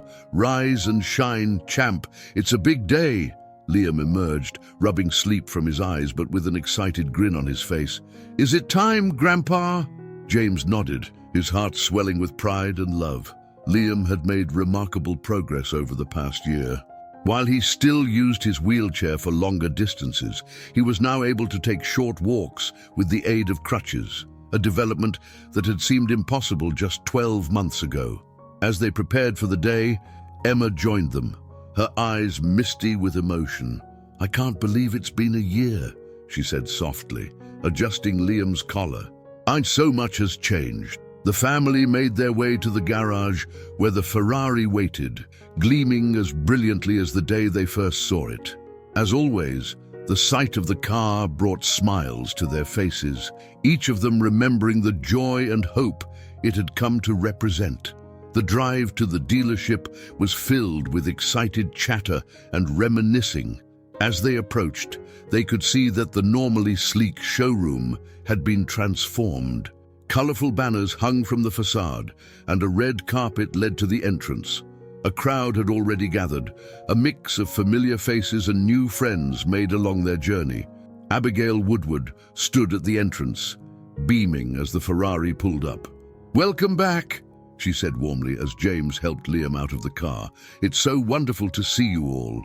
Inside, the showroom had been converted into a celebration space. Photos chronicling the past year's achievements lined the walls, and at the center stood a giant cake in the shape of the Ferrari. But what caught James's eye was the group of people gathered near the back, families whose lives had been changed by Community Wheels, all wearing bright smiles and t-shirts with the organization's logo. As James, Emma, and Liam made their way through the crowd, they were met with handshakes, hugs, and words of gratitude. It was overwhelming, seeing the tangible impact of their work all in one place. Ryan, who had become an integral part of their team and family, approached with a microphone. "Mr. Carter, would you like to say a few words?" James nodded, suddenly feeling the weight of the moment. As he took the microphone, a hush fell over the room. "A year ago," he began, his voice thick with emotion, "I walked into this dealership with a simple goal, to bring a smile to my grandson's face. I never could have imagined where that single act would lead us." He paused, looking around the room at the faces of those whose lives they had touched. Community Wheels isn't just about cars, it's about hope, it's about second chances. It's about the incredible things that can happen when we reach out to help one another. As James continued his speech, Liam watched his grandfather with a mixture of pride and awe. He thought back to that first day, when the Ferrari had seemed like the most amazing gift in the world. Now, he understood that the true gift had been the journey it had taken them on, the lives they had touched, and the love that had grown stronger with every challenge they faced. When James finished speaking, there wasn't a dry eye in the house. As applause filled the room, Liam surprised everyone by standing up from his wheelchair and, with the help of his crutches, making his way to his grandfather's side. "I'd like to say something too," Liam said, his young voice clear and confident. James handed him the microphone, his heart bursting with pride. When my grandpa bought me this Ferrari, I thought it was the best thing that could ever happen to me," Liam began. "But I was wrong. The best thing is being able to help other people, to make their lives better. That's better than any car, even a Ferrari." The room erupted in cheers and applause. Emma rushed forward to embrace her son and father, the three of them holding each other tightly as cameras flashed around them. As the celebration continued, with cake being served and stories being shared, James found a quiet moment to slip away. He made his way to the spot where the Ferrari had first stood, the place where their incredible journey had begun. Abigail joined him, a knowing smile on her face. "Quite a different scene from a year ago, isn't it?" she said softly. James nodded, his eyes misty. "I came in here thinking I was just buying a car. Instead, I drove out with a whole new purpose in life." Abigail placed a hand on his shoulder. "You've changed so many lives, James, including your own." As they stood there, reflecting on the past year, James felt a tugging on his sleeve. He looked down to see Liam standing with his crutches, a mischievous glint in his eye. "Grandpa," Liam said, "I was thinking, maybe it's time for another surprise. Not for me this time, but for all the kids out there who need hope." James knelt down to Liam's level, intrigued. "What did you have in mind, champ?" Liam grinned. "Well, we have this amazing car. What if we used it to raise money for community wheels?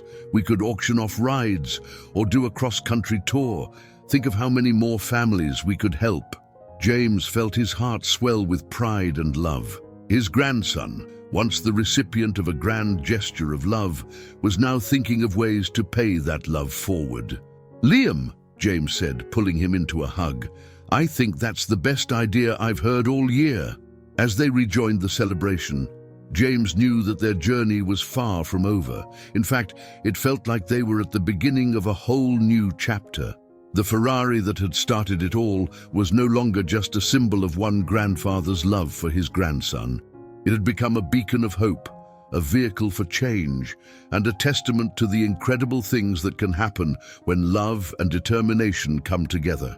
As the sun began to set, casting a warm glow over the dealership, James looked at his family, Emma, Liam, and all the extended family they had gained through community wheels. He realized that the true luxury in life wasn't found in fast cars or material possessions.